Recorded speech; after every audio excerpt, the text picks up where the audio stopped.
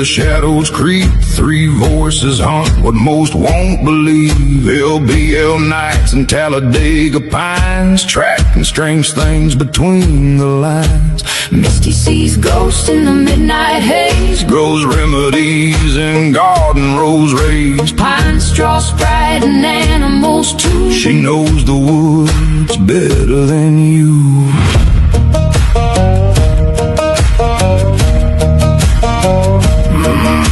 Greg made peace with the boogers one night, now they steal his deer clean out of sight. Spencer studies every sound and track, don't say dog man, he ain't having that. They hear your stories from across the land, campfire truth from everyday man. And now let's join Squirrel, the Possum, and Big Chief.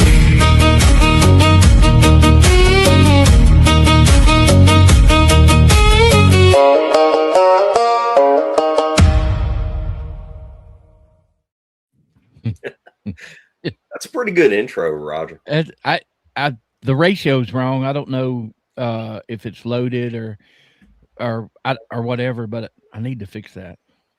Well, that was fun. Y'all don't have to use it. I like it. It's no, it's good to set the origins thing separate. Mm-hmm. But anyway, here I am talking, and you're the one running this show. Anyway, no, hey, just want to say hello to everybody in chat, all the moderators. Thank you for being here. Hope everybody's doing good. And here we go. I just told Greg I wasn't here last time. I don't know where we. I wasn't here at the end of last time. I just like. Here are my directions. Carry on, Greg. Yes. Oh my God. I've still got the Misty thing up there. I don't know how that's happening. I don't know how she did that. I don't think she does either. I think maybe on my tablet, I think maybe I'm logged into the internet under the Night Owls, and somehow she's changed it over to where when we use the Night Owls, that pops up. Hey, everybody. Don't turn the camera off. Well, I gotta jump up and go get my dadgum phone. My phone's over here, and I can't see chat on this tablet. So, okay. Look, that is Murdoch out there. That is Murdoch. She didn't want to come on today because we made her be Murdoch because she's crazy as hell. I think it makes perfect sense. Yeah, I mean, what would make sense is start with her being Murdoch and then us have the other names. Just Robert scared me. He said, I thought Roger was on another show right now. I'm like, oh, did I miss one? Uh-oh. I tell people, I'll do stuff and then I forget about it. But I think that's the one from last night. Hello, everybody in the chat. Going through. Quite a few people in here already. Yeah, thank y'all for being here. Right before the show started, I had I posted on our Facebook page, y'all. Pyro had sent me a link to the podcast he did the other day, so y'all go check that out. Show him some love. Maybe he'll get a lot of views on that one. So that's fun. Remember the name of the podcast? It was with Miguel, wasn't it? Yeah, it was Miguel. I can't remember. It's Sasquatch Theory. Yeah, I can't remember everybody's names. It's horrible. There's so many. I forget. There is. I was talking to Chris Reinhardt. We really need to get a thing at the end of our intro because there's a blank section there that we have to cut it off. We really need to get a thing where it's a page with just check out all of these channels, because I forget to do it most of the time. And we support and are friends with so many channels. It would just take too long to list them. We just need to have that thing put up there that everybody can see. Yeah. Yeah. And what about some of these people that like Pyro that he was, kind of scared to come on shows, and you have Flat Rock and KDG and all that, and now now they're more comfortable with it, and that's a good thing.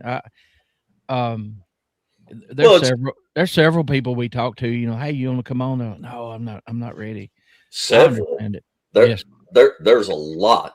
There's a lot. I am proud of like Pyro, Flat Rock, KDG, like you said, and we've had several other first timers on Woodwalkerz, but I am proud of the ones that like we get to know personally, and we know that they're legitimate and telling the real deal.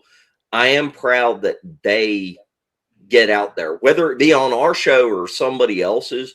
I'm just proud of them for getting out there and getting the real information out there, because as we go along, you are seeing more legitimate people come out of the woodwork, like people that you've never heard of before. And let me just, as a side note, for anybody that manages to watch this show, if you have a story that you want to tell, I don't care if it's something small or you think it's insignificant.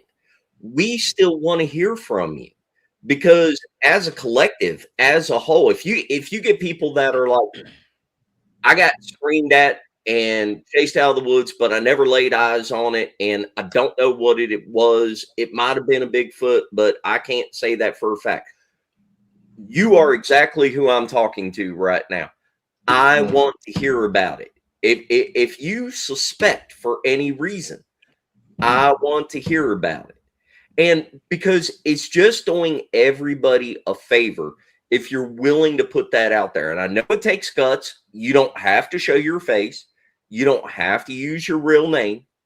But the information needs to be out there. Now that a lot of this stuff is coming out in the open, the UFO thing and people talking about different levels of consciousness, and I mean, there are no experts in this field. We're not going to judge you. I know a lot of shows say that, but I'm not looking for like super class A exciting interactions. Oh, it was a terrifying, life-threatening Bigfoot situation, Bigfoot attack, terrifying encounter.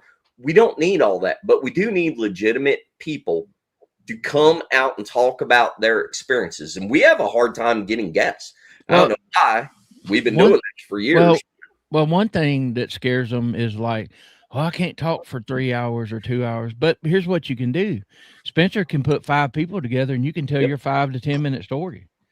Yeah, we can do a round table. We can do where we take the pressure off of you, and it's not us just sitting there grilling you exclusively. I mean, if there's a show that's going to joke and make lightheartedness of the subject, that would be this one. We started that trend. That's our genre. But anyway, all right. Well, one thing, when they come on here, we don't. I mean, look, we're not professional. We hadn't been and don't plan on being. And we want people to feel comfortable, just like we're sitting on the porch or around a campfire, and you're saying, "Hey, let me tell you what happened to me this time." I mean, that's just the way you break the ice and get it out. And here's another problem. They're scared of the technology. Like, you can use your phone. If you have a smartphone, it's easy. Yeah. Spencer sends you a link. You click on it. You go in, you put your name on here, and if you don't want to be on your face shown, just don't hit the camera, and you can just have the voice. It's very easy to do it anonymously, and you can get a $10 phone stand if you want it a certain angle, but you don't even have to use that if you just have it set up. And also, that's one last thing, y'all, for everybody out there that watches this.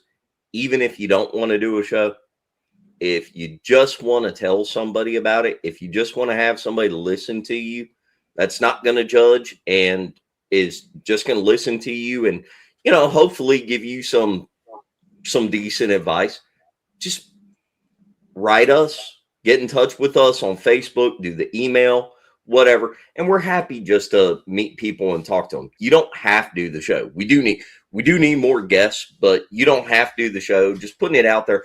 We're family. We're all one big family, and we're connected to a lot of other people that are just like us. But seriously, if you want to just talk to somebody, just let us know about that. Okay. Anyway. Yeah. All right. Let's roll on. Well, and one more thing, please. Damn it, Roger. No, like people don't. If you catch a sound and you don't know what it is, and then you send it to Spencer, and he doesn't know what it is, but he gets it to somebody else. But if it's just like this situation that happened, the lady had posted something, she didn't know anything. She said, "Is that Bigfoot?" She didn't know. It sounded scary. A limb fell out of the tree. But I sent it to Peyton. I knew what it was. She was in more danger where she was at that night, and then she realized. I said, Peyton, listen to this. He said, "Oh my God, that's a mountain lion tree, and it's mad." I'm like, "Yeah," and she's standing there with a phone and a flashlight, So it's good to have information. If somebody can say, "Hey, that's a mountain lion. If you go back to that area and it happens again, you need to leave." And she was, you need to be educated. So, if I don't know or Spencer doesn't know, we can send it to somebody that does know and help you out. We definitely know people that have been in this longer than us. I mean, I'll look at sounds on a spectrograph and analyze it compared to, known indigenous animals. And there are banks that you can run it through to see if it comes up with like, yes, it's definitely this kind of animal. But it's like pictures and video. That's not really, I'm okay at it, and I can definitely enhance it and bring it out where you can see it better. But I'm not an expert at it, and I know people that do a whole lot better than me.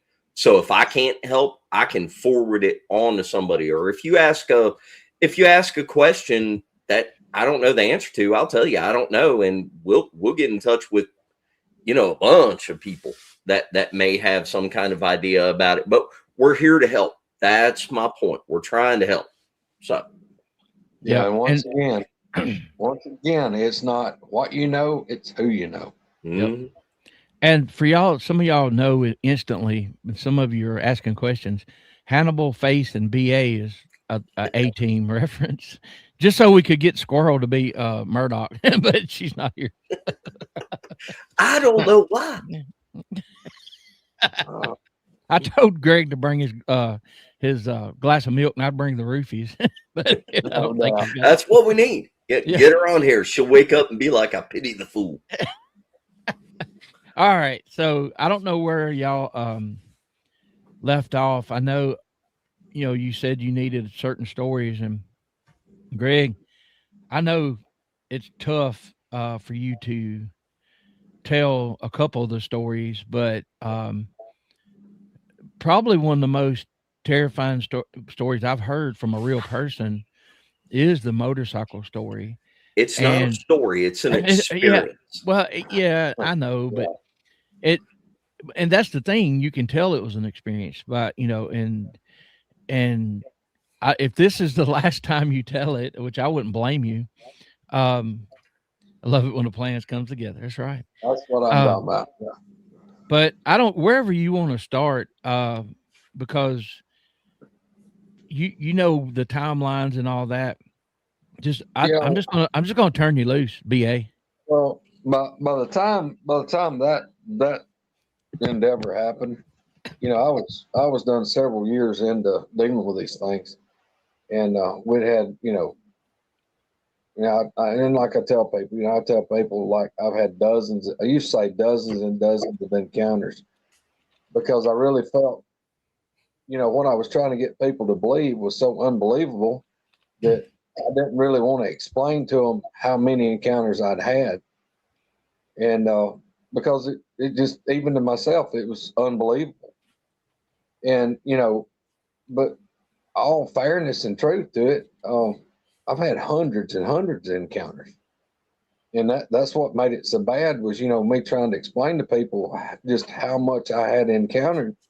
Because you got things like we've talked about before, these people that are self-proclaimed experts, and some of them have never even had a personal encounter ever.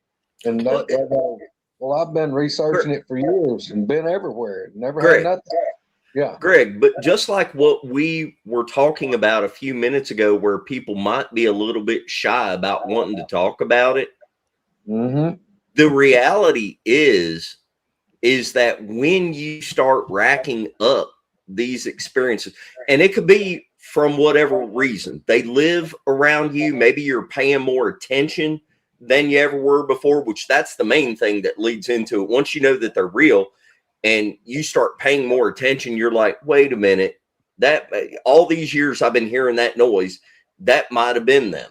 And you start putting two and two together, but it almost makes you hesitant to want to tell people that you've had all of this stuff happening, because you're like, they're not going to believe me. They're going to think that I'm bullshitting them. I just did not know. I didn't put two and two together while it was happening. It took a while for me to understand that all of this stuff was them. And talking to Greg, you know, just like the first show we did early on, he didn't know for a fact, but once he found that track, then you're like, oh crap, this is what this is. So, and people, I know there are people that do a lot of research, and I don't know whether it's jealousy or whatever, and they'll hear stories like this, and no, there's no way well, that's fine, but you weren't there, and every time you have an encounter or some kind of encounter, they're different types. You know, they're classified in different ways, and it's surprising. It's like you sit there for a whole deer season, and finally this big buck walks up. You know, you get that rush. This is 1,000 times worse. And to use that analogy to someone that doesn't hunt, if they see a giant, like we're talking like a monarch buck standing out in the middle of the field, maybe in their whole lifetime they've only seen one or two, right? Mm-hmm. And they're like, man, that was a massive, impressive buck. To somebody that hunts all the time, you're like, man, I saw one, but I didn't have a shot on it. You know, it was too far away. It was behind the tree. It sounds like you're just bullshitting because you have so much volume of experience, but that's only compared to the people that aren't in an active area or going out there looking for them or looking in the wrong spot. You know what I'm saying? So you're comparing apples to oranges. Absolutely. I have friends that we were very fortunate to have land where a farm was 500 acres and we all surrounded it with 100 and 200 and 300 acres. Nobody hunted the 500, and we were killing nice bucks. My friends were getting these little scrub bucks in the north end of the county where there's not a lot of food and there's not a big population. So it's the location, y'all. I don't care what you're talking about. It's location. And the thing is, some people like, well, man, I wished I lived in a spot like Greg does. I don't know if you do or not. You know? That might be all right, Greg, motorcycle story. Anyway, here's the key. We had, like I said, by this point, and you know, I don't remember what year that happened. I mean, this was several years into dealing with them, and you know, we'd figured out what they were and you know what we were dealing with, and you know, I refused to let them absolutely change my life as far as me quit hunting, because you know that wasn't going to happen. I mean, I made peace with that. Well, if they get me, first off, I'm gonna probably taste really bad, and they're not gonna get me without a fight. You know, I don't know what's gonna happen, but it's gonna be rough. So I kept going to the woods. It's just I changed how I went, and I wasn't in the woods at dark, and I tried not to go as much by myself anymore. But we were hunting that same piece of property that I've told y'all about, and we parked at that gate. Well, the deer had been a lot of sign of deer that year, but there was a big acorn crop, and the deer were eating in the green fields, but the best we could calculate was they were coming in at night, because we'd hunted the field several times, and just nothing coming in the field. And from that top field through that thicket, it was close to 200 yards, but you could hear deer over there in the oak leaves. And they were skirting around the field and around that cutover, and what they were doing, they were feeding around one of the ridges that went down toward the river. And I told Alan, I said, I've got a plan. I'm not too sure how smart it is, but I've got a plan on these deer are not coming in the field. If you want to hunt that field, that's great. He said, yeah, I'm going to hunt that top field. He said, what are you going to do? I said, I'm going to park the truck where we always park it. You walk into the field, and I'm going to slip up this road it's close to 100 yards.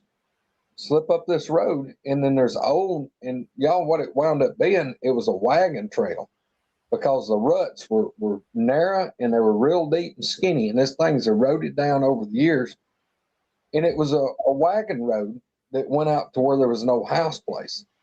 And I'd been out there several times and saw this old house place, but you went through some big hardwood timber, and it was, or not big hardwood, but big pine timber.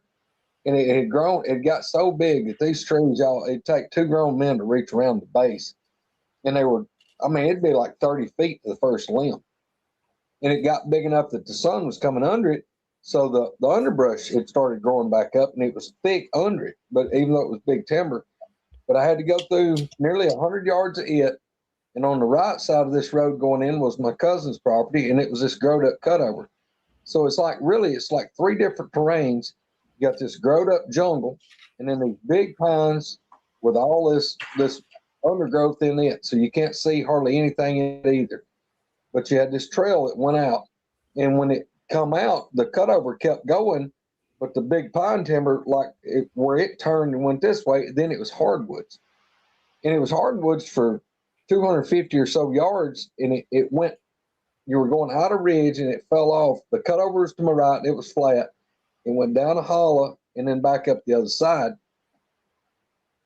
And that was where I would sit. I would sit up there on the ground on that ridge, and I could overlook this hollow that went down and back up another ridge, and it was on down kind of in front, kind of to my right front of me, went on down to the river. Well, you could see, and I could sit up there because that hardwood didn't have any underbrush to amount to anything. It was real clean and pretty, and you could see, and I could go up there. I didn't carry a climbing stand, but I could sit up on the side of this ridge, and it was like being elevated because you were looking down on all this stuff.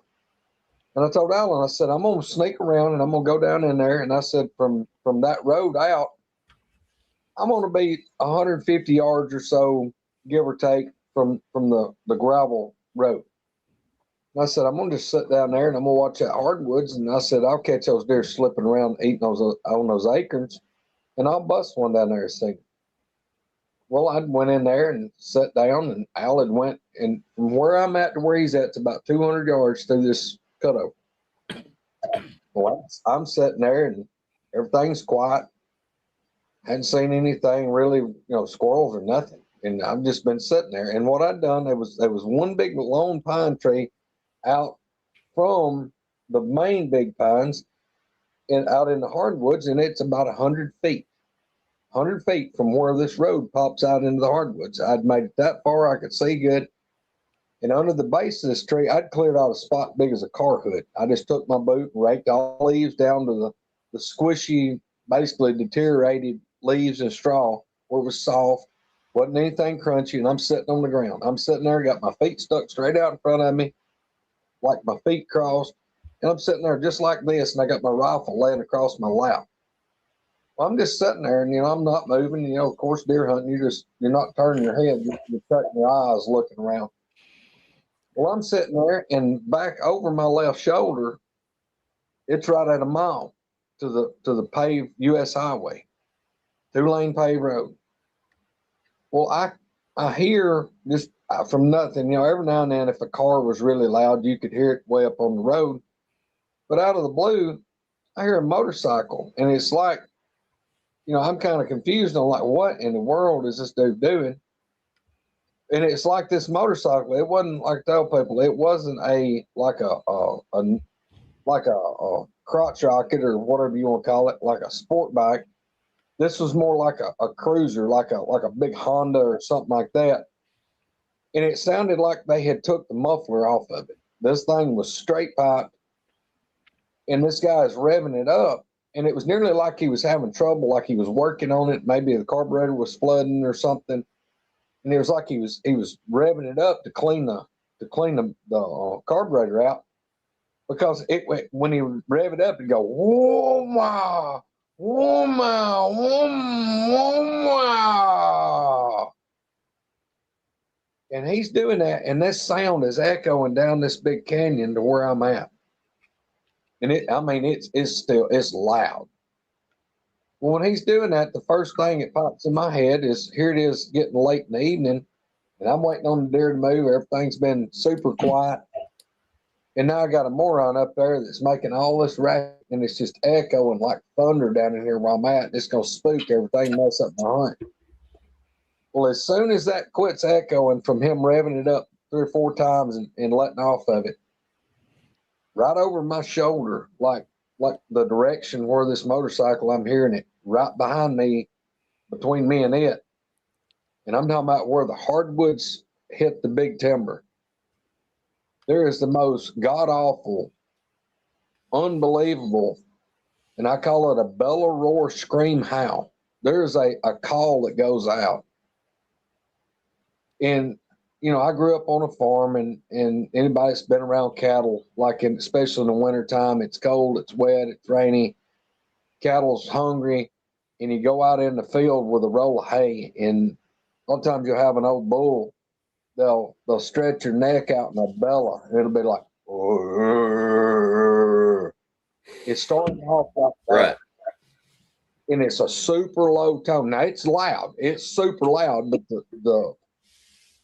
the frequency of it is a super bass frequency.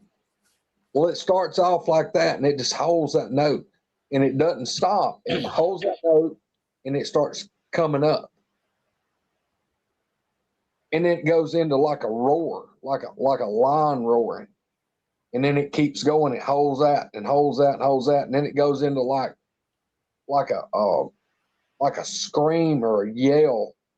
And then it goes all the way up into like a man screaming, woman screaming, and then like a coyote howl. And this thing just keeps going and going and going and going and going and going and going. And the whole time it is so loud that it's like my clothing should be just fluttering from the noise hitting my body. And y'all, I'm sitting on the ground leaning against this tree. And when this thing cranks up, I grab my rifle. And pretty much before it quits echoing up the hill or through the woods toward me, I've already stood up and I'm hiding behind this pine tree that's like this big around. And I've got my rifle drawn up like this, and I've got it pointing down, and I've got my state mandated orange on, and I've done pulled my orange off and shoved it. I don't remember if it was I had my bibs on. I don't remember if I shoved it in my bibs or shoved it inside my jacket. But I was scared to death that this damn thing is going to see me, and here I am wearing blaze orange. Everything else is camo. But I've done hid this orange, so I'm not going to be, hope to God I'm not going to be seen. I've got my orange off, and I am like peeping, like peeping around this tree looking. And I can't see nothing, but this thing is right there. This thing is very most 100 feet, because, I'm less than 100 feet in the open hardwoods to where the big pines and it was dogwood trees and honeysuckles and briars and all this just jungle of crap under these big pines. This thing's about 20 feet. I can see within 20 feet of where this thing's at. And it is tearing the woods apart. It starts just like thrashing stuff, and it's having a damn conniption fit. But this big bellow, roar, scream, howl is just lit the whole world up. And y'all, I was in a full-blown panic of, oh my God, because one thing, that thing is I'm looking this way, it's there. Like I'm looking like at the screen, and where I'm hearing the sound is right here. The road to go out is right here. If I had broke running to even be able to escape here, I'm gonna have to run toward it and go within 20 yards of it and go by it. So that option's just raked off the table. That can't happen. There's no way. And I'm sitting here going, oh my God, oh my God, oh my God. And I'm waiting on this thing to bust out in this hardwood and basically kill me. And I'm sitting here with this rifle, and I've done flipped the safety off. I've got it pulled up, and it's kind of angled down, kind of hid behind the tree, and I'm peeping out. And I'm trying to figure out what the hell am I going to do? Because first off, I'm done being in here with this thing because this thing's upset. It is having a conniption fit. This thing is breaking limbs, it's stomping, and this thing would go, it sounded like it was going 20, 25 foot to my left and then turn and go back to my right. And it's like it's pacing. It's just walking back and forth, and it's just like it's just shredding everything around it. That working itself up into yes, it was absolutely great. And before you go further, though, see, you're just not doing this story justice now because you're not getting into it. I want to know. Now, seriously, I'm being dead serious. I know it's a traumatic thing for you to think about, like the KDG thing. Yeah. And we know how this story ends.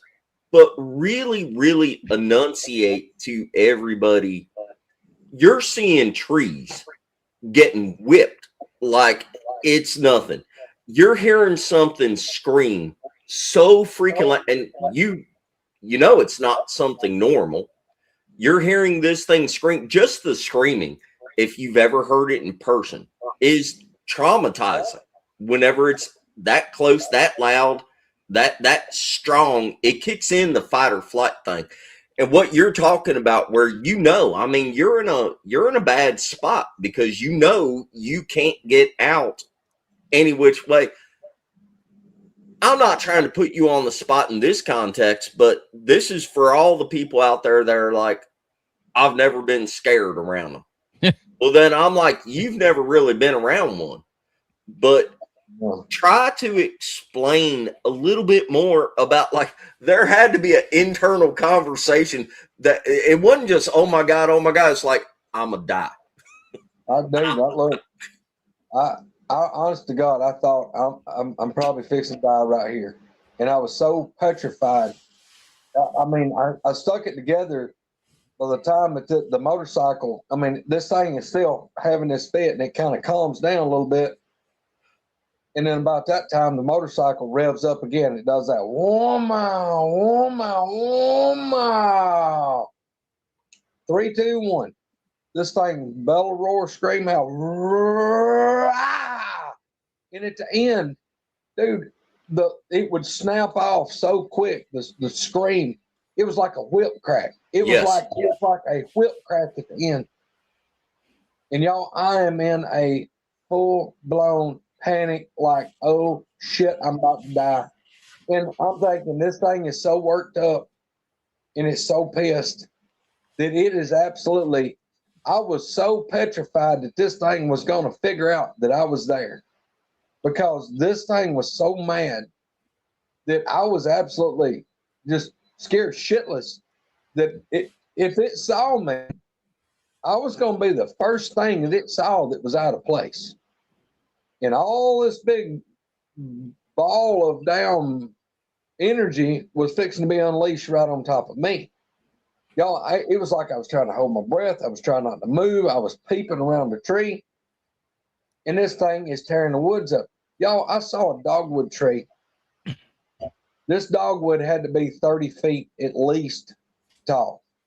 The base, we're talking about this big around. I'm going to say it was way bigger than a big coffee can at the base. This dogwood was a good sized dogwood. I couldn't see where it had a hold of the dogwood because I could only see like the last probably 15 foot or so of this dogwood, the top of it. But this tree started going back and forth. And then it started going round and around, and it whipped back and forth. And I'm talking about the top of this thing. It looked like that thing was leaning out like this, and then it would go back the other way that far. It's going whoop, whoop, whoop, round and round.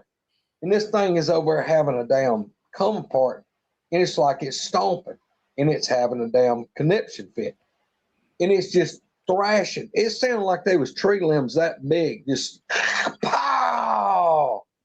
And it was just like an ultimate show of power. And just like it was just a challenge. Like, by God, I'm the baddest thing here. If you want some, you're screaming at me, bring your ass down here and I'm going to show you. And it was just like it was doing this big display of by God, you better be scared of me because I own this shit. Well, it had me convinced. I was pretty damn sure that he was that bad. Well, y'all, I want to interject something for people who have hearing for the first time or watching for the first time. Greg has a dozer. He's around dozers. He knows what kind of force it takes to move a tree that big. And you Yes, have sir. this sound that's big, and once it starts showing its strength, that's the point. Like Kumbo says, the Brown Shorts moment. It already was, but when something can take and move a tree like that, just with its hands and pulling and whatever, it's got to be very strong and powerful. And now it's pissed off. So Oh, and y'all, and Spencer. So I kind of knew what he was talking about. You remember back at the LBO when we heard the screams, and I Yep. never had heard obviously a big male, that big. Can you imagine that thing being 20 feet from us? You know what I'm I've had saying? I've had one yell close to me, Mm, and just that without. That's why I love this story so much. And mhm. Greg's told it several times. God bless him. And I keep making him tell it because I love the story so much. But I've had one scream close to me, and I was already tore up just by physically hearing it and knowing that it's right there. Yeah. I've never been in a situation like what he's talking about where you're seeing the display with the trees and everything.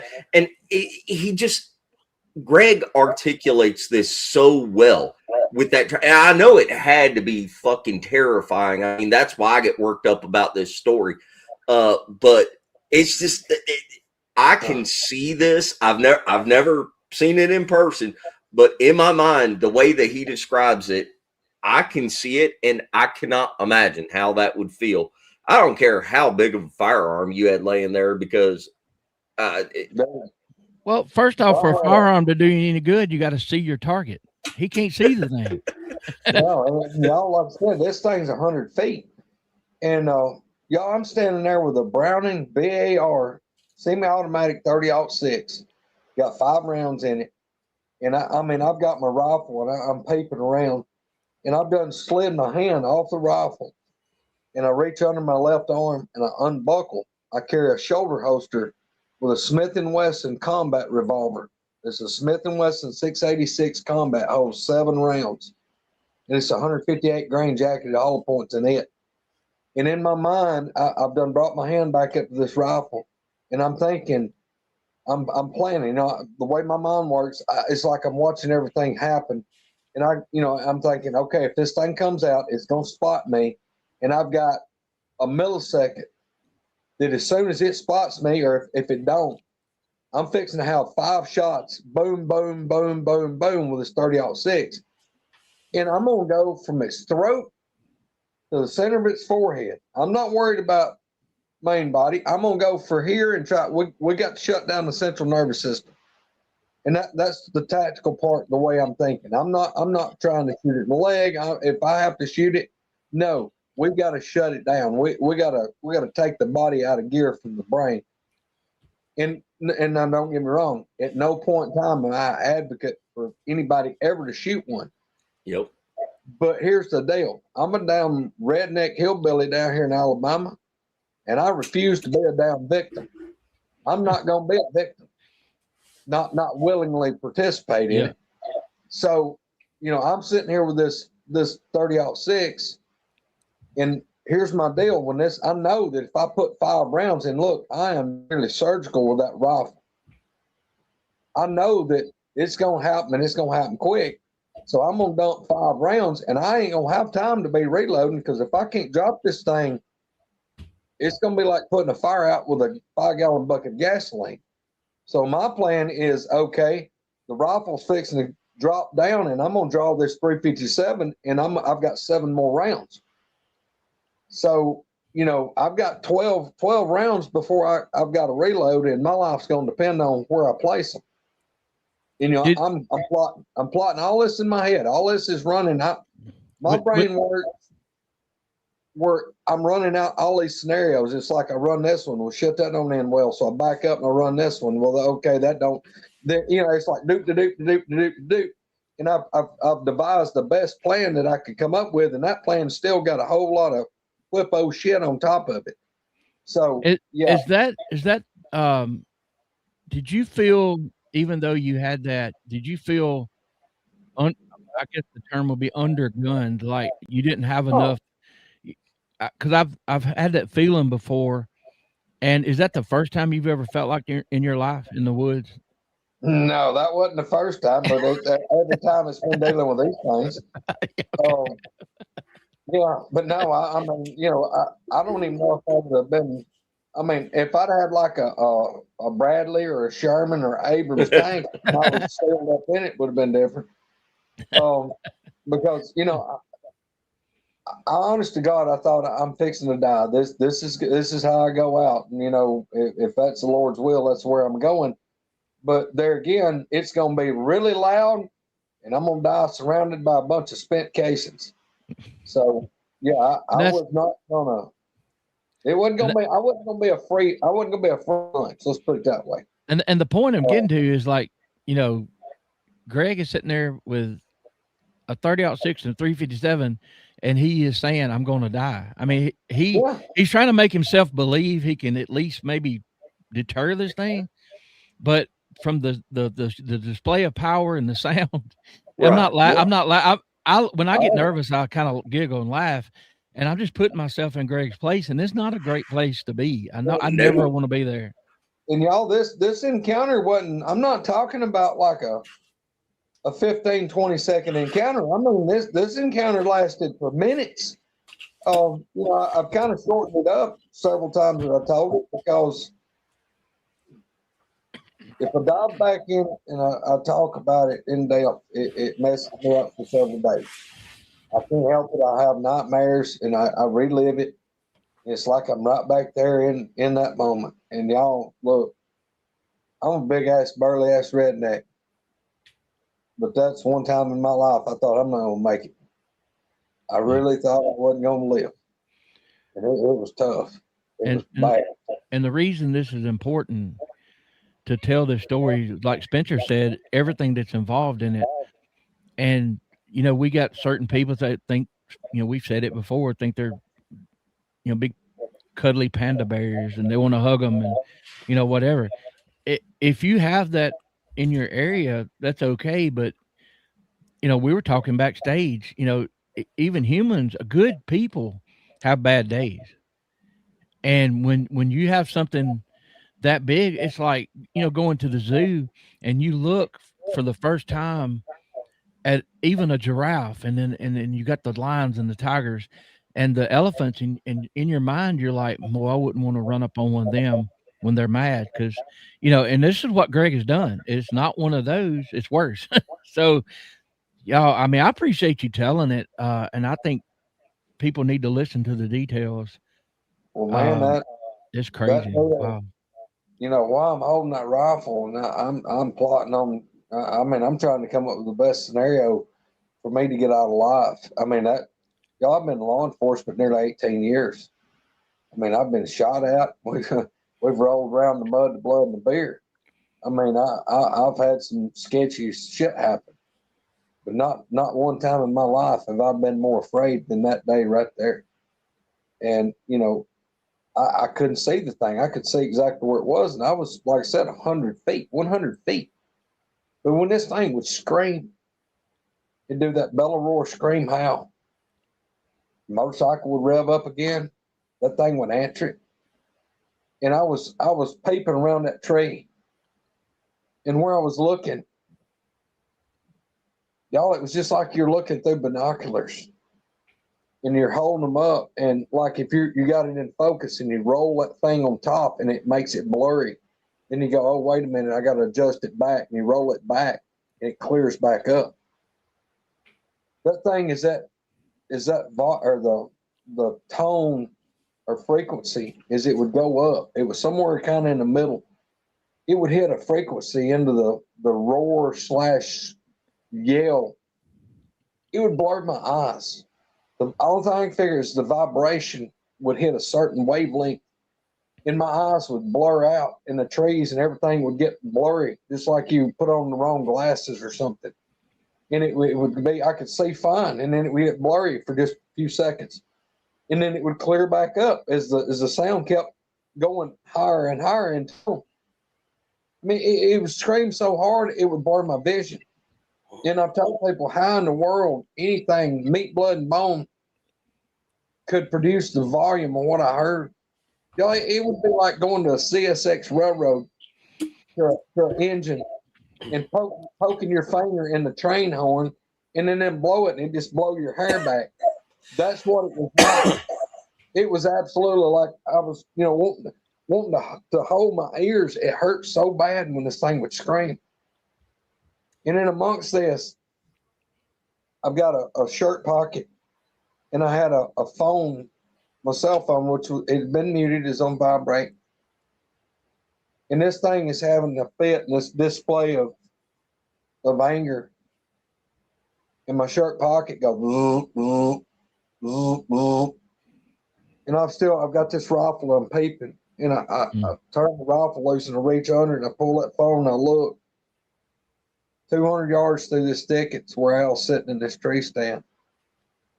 And he's messaged me, and it said, the letter had R space U space OK question mark.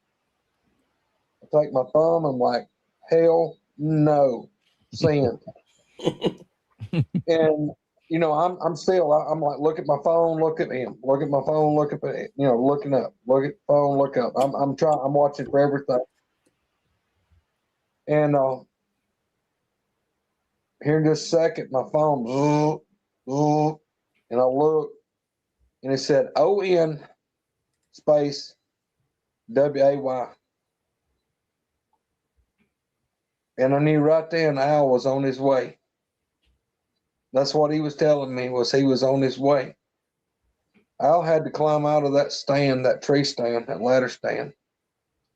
And he had to go about 260 yards out to the truck, and then he was going to have to come up that road. When amongst this, that thing had screamed, and just the motorcycle had revved up, and that thing screamed back at it. And y'all, you could have cut my head, I wouldn't have bled 2 drops. It's like every drop of blood in me went to my feet. And that thing, it got quiet. After that thing had roared, it stomped around some, and it got quiet. And I was in a panic because I'm texting with Al, and I'm trying to figure out where it is. I'm like, oh my god. And I mean, and I don't know if I've ever even told y'all this. I'm looking, cutting my eyes. I'm looking up in the trees because it got quiet. And I'm trying to figure out, okay, did this thing get off the ground? Is it going up in a tree? Oh my God. I'm trying to figure out where it's at.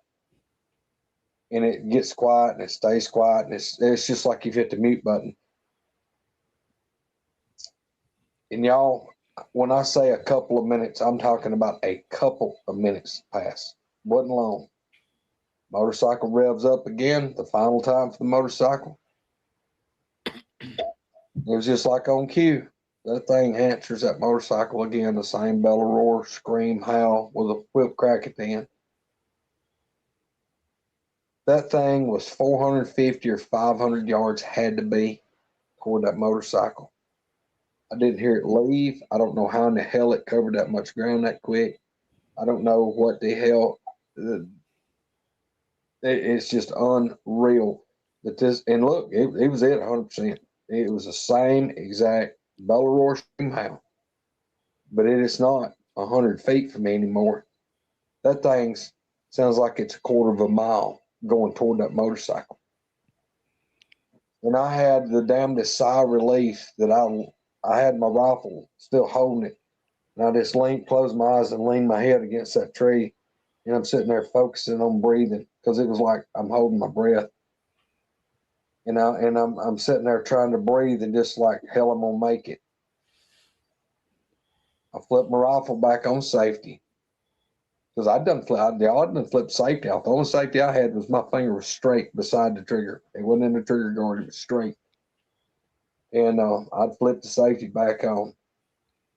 And I'm like, I've got to get the hell out of here. I've got to get the hell out of here. So I sit there for a few more minutes, a couple minutes, and I'm critiquing any sound. I'm looking around. I'm trying to make sure, because if this thing wasn't by itself and it took off, is there more here? I don't know. But y'all, I'm critiquing everything I can see, and I'm focused on that road that I got to hit to get out of there.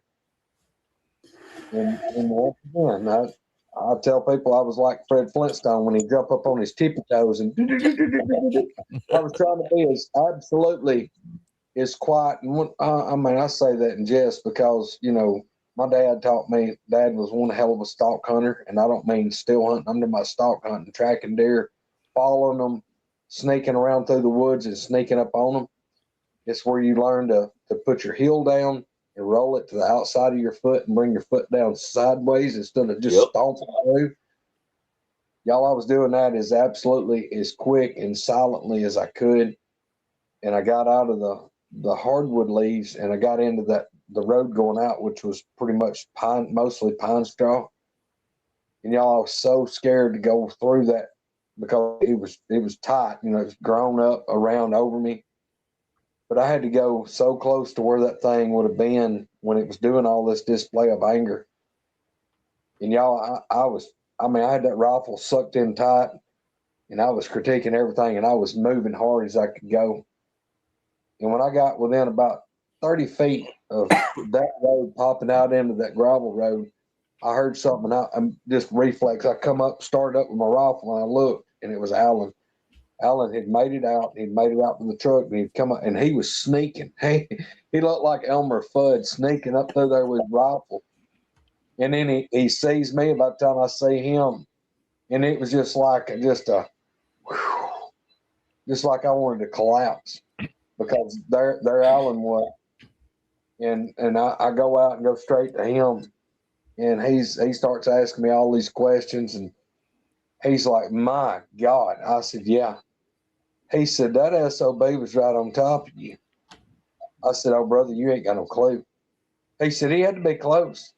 I said, "Let's get to the truck." So we're less, you know, maybe less or really close to 100 yards from the truck. We walk back down to my truck pretty briskly. We get there. And of course, he's asking me, and he's this and that. And I said, "You got to give me a minute." And I opened the truck door, and I stuck my rifle like in the floorboard, the bar on the floorboard, and laid it up on the seat. And I absolutely got sick. I'm talking about nauseated, like snap your fingers. I was nauseated. I felt like everything on me just turned hot, like I couldn't breathe. Did your lower back start hurting, like an adrenaline dump? Man, I was hurting head to toe, Roger. Mm-hmm. I stepped back and I had the door handle on the truck. So I got the door open. I'm holding the handle, and I don't remember if I grabbed the steering wheel or laid my hand on the seat. But I took a step back, and dude, I puked. I heaved 3 times. Right there, puked 3 times. And that dude, I have to be horribly sick. You know, a lot of people throw up just mention something. Not me. I have a virus or the flu, and I don't hardly puke. If I do, it feels like it breaks every rib I got. But I threw up 3 times. And Al was like, "You all right?" I said, "Man, I will be." I said, "Give me a minute." He said, "I need to drive." I said, "No, just give me a minute. Just give me a minute." And I told him, I was like, "Look, get in the truck, man. We gotta get the hell out of here." And we were driving back out, going back up the pavement. And, you know, of course, we're just talking about how loud it was and the way it sounded, and, you know, about what all it was doing. And, you know, Al said, "By God," he said, he goes, this is Al language. He goes, "How far is it in there from where I was to where you was?" I said, "Right at 200 yards. He said, "Well, by God, when that thing would scream," he said, I was covering my ears. He said, "It's hurting my damn ears and me over there." I said, "Your tribe being about 100 feet from it." He said, how in the world something be that loud?" I said, "Well, by God, you witnessed it. I don't know how to tell you." And we was driving out, and I said, "You know what's going to be some shit, don't you?" He said, "What?" I said, "It's going to be some shit when we get up here to the end of this road, and there's a goddamn motorcycle twisted up and hung up in a damn tree. And then there's damn some dude with his damn arms and legs yanked off and him hung up in another tree. And Al said, I hope like hell that son of a bitch left before that bastard got up there to him. I said, well, if he didn't, it's going to be a bad day. Hell, y'all, we got the end of that road. And what it is, where that road comes out on the highway, there's a pull-off. You could probably pull 2 diesel trucks with trailers and put them side by side. It's kind of like a pull-off. And then that road that goes into the Forest Service is right there out of that. And I figure the guy is probably coming up through there, and maybe his motorcycle, he had, engine trouble or something, and he stopped to mess with it. And that's what I was afraid of, was this guy's probably knelt down dealing with his damn motorcycle. And this damn thing gonna come up there and sneak up behind him on the edge of the woods. It's gonna be a bad day. Now, I don't know what, honest to God, I don't know what that thing would have done if it had been really close to this guy and that guy had been unknowingly pissing it off. I don't know what it would have done to him. I have no idea. So we go into an old road in the Jeep, and we get back in there, and there's something happened to the pines. They're dead, and they're falling over the trail, and the road's like, it's not really a road, really it is, but it's real narrow, high banked, and we can't go anywhere. And then I don't know when it comes out, but this is the location where this happened. And my cheeks start biting. He's like, we need to get turned around, get out of here. and he had to climb up some banks backwards and forward. But anyway, seeing where all this is it's crazy, because when you talk about thick and hard, and when he's talking about getting out of there, it's not an easy walk to start with. And y'all, people have asked in chat about the motorcycle and the sound. This doesn't mean anything. Just I asked, I got on the internet while he was talking, and a Harley can produce sounds low enough where we can't hear it, and actually an infrasound. So it's not saying this is what happened, but what if, him revving that Harley up and that infrasound, the booger didn't understand it and thought it was being challenged or it was hurting it? I don't know. But if they can produce it, they can hear it. And so maybe that's a possibility, that it set it off because of the frequencies that was coming out of that exhaust. I mean, I don't know. Well, see, that same road, I took Misty and Spencer and Mark Newell down there first time they came here.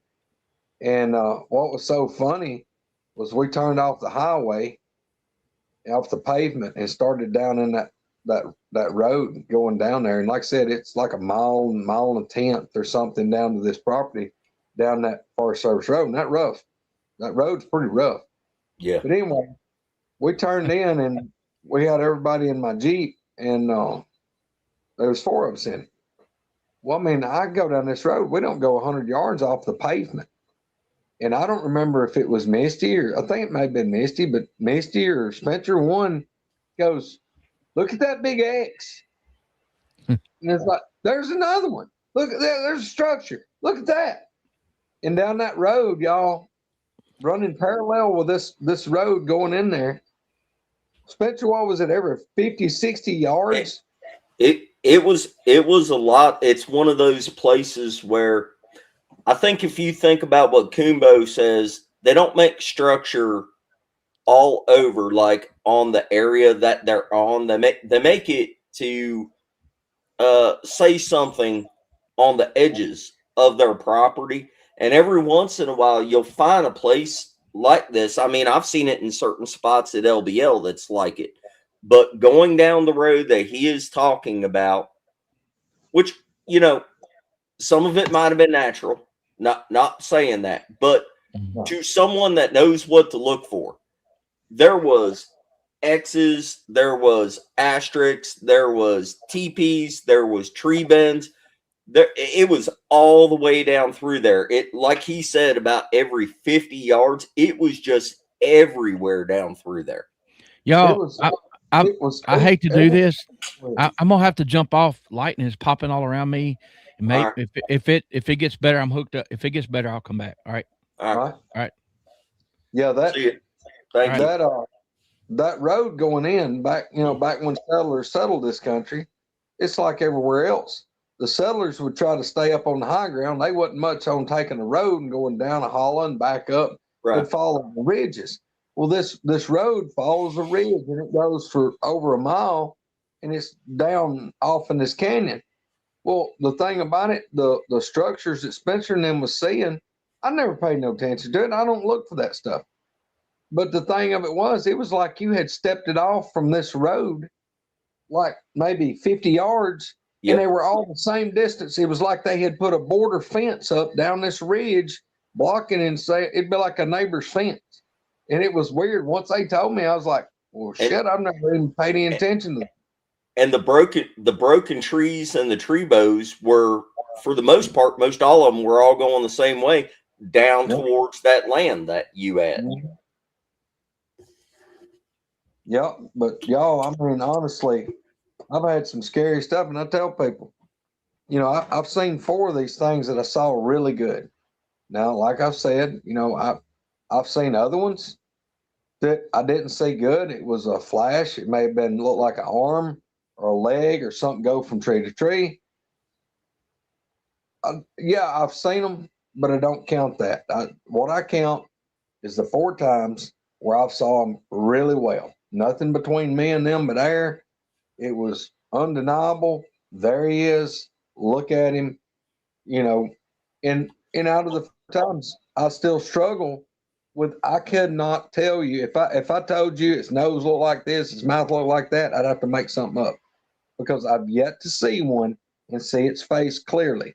It's been even the one I saw that was 50, 60 feet with the headlights on bright. My Dodge 1500 shining straight on it in my yard. The most I got was like y'all are seeing the profile. It kind of done that and turned and took off. It's like it just barely, like you're seeing my profile now. It kind of went and was gone. Just I can't tell you. I don't know what the lips look like, and that messes me up. Just to put it in perspective for everybody, the motorcycle thing was before you saw the one for the first time crossing the road, right? Spencer, all this is bled together. I cannot remember now. I don't remember. I want to make a point about whenever you're talking about sitting there 100 feet away from it, it's whipping the trees and doing the screams. Like you kept saying, you were leaning out trying to get eyes on it, so you had a idea of where it was, but you could never see it. And the same thing with the one that crossed the trail whenever you first got in there, and you were watching right there, and then you didn't see it, then it picked up on the other side. How disorienting and scary is that you know it's right there, but you cannot see it, dude? I mean, that's a whole different level. That's what you took the words out of my mouth. It's a whole different perspective on what you're dealing with, because it was hard enough for me to even believe they were real. You have to make terms with that, or come to terms with it, and then realize that you cannot explain what you just didn't see. Because like I've told y'all, it was breaking limbs, it was mashing leaves, it was footfalls, bipedal walking. I would watch the pine saplings part and pop back together. This thing sounded like a full-grown cow pushing through this thicket. And it's just breaking stuff, and it's not been trying to even be hidden at all. And I mean, I pick up on it. It's 100 yards or further through this thicket, and it's coming, and it's just traveling through there, and it gets there to where, you know, it's an open field, and then this road goes out, and I'm looking straight down that road, and it's, you know, it's the thicket on this side of the road and the thicket on this side of the road, and then it's just keeps going. Well, that thing goes all the way up to where I'm looking down that road, and it comes up on the right side, and I'm looking down this opening about 10 feet wide. And I thought, I'm fixing to see it. And I've got my rifle propped up, and I'm looking over the scope where all I got to do is just drop my head just barely, and I'm going to be magnified. And this thing is, y'all, about 100 feet or less. I mean, it's not far. It's right there at the corner of this field where I'm at. And that sound gets to that road, and it stops. And I thought, well, It's got there, and it's not wanting to cross this opening and be seen. And I'm thinking the thing is going to turn and go straight away from me and go parallel with that road, and then go around where that road went down there about 75 yards, and it dead ended. I thought, well, it's going to walk around that road and come back, and go on. No, it got quiet. And I thought, well, it's just, all this is running through my head wide open. And I'm thinking, okay, it's just waiting. And if I'm super quiet and I'm still, maybe it's not going to notice me and it's going to step out, and I'm going to see it. I'm fixing to look at it. Give it just it was several seconds. That sound, like I said, it was on the right side of the road. The sound picks up on the left side of that road, right in line with it. And I'm watching the bushes move, and that thing continued on, and it went out of hearing. I listened to it for probably 75 or 100 more yards till it like went over the hill on down. I can't explain that to anybody. And people say, well, I seen a mirage looking, or I seen a shimmer or a predator outline. I didn't see shit. They wasn't a shadow. They wasn't nothing. There was nothing across that road, but something crossed that road. Right. I didn't blink. My eyeballs was like about to dry out because I'm not wanting to miss nothing. My eyes are wide open, and I'm staring on that road. I never saw anything. I never saw nothing cross that road. And I have no way to make that make sense. Let's we got to go through some of this stuff because people have been making comments and asking questions. A couple of these, like, yes, Misty is okay. Her goats had triplets, and that's what she's doing right now.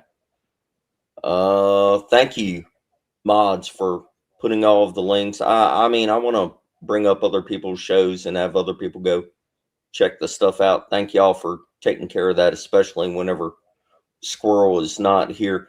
So I don't know. I didn't mark them because I'm busy doing this, but so like a bunch of people have asked if you think that the thing knew you were there. There was one person saying, do you think maybe it saw the Hunter Orange? Maybe it saw your gun?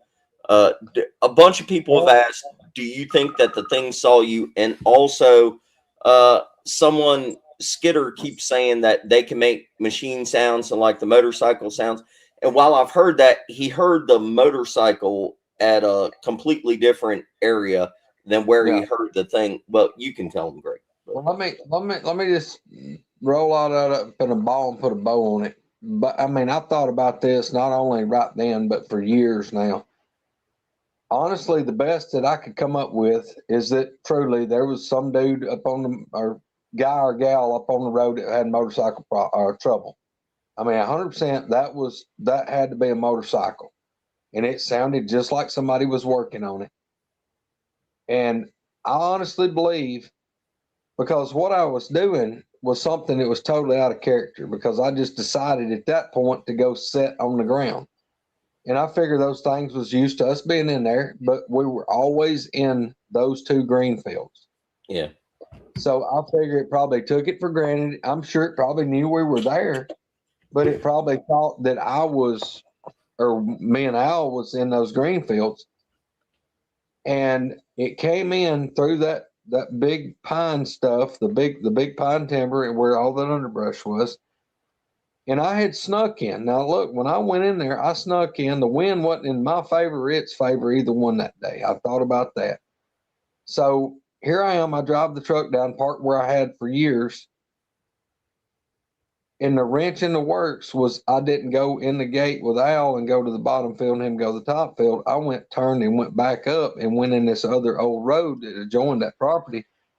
So I was what was out of place. I was where I wasn't supposed to be.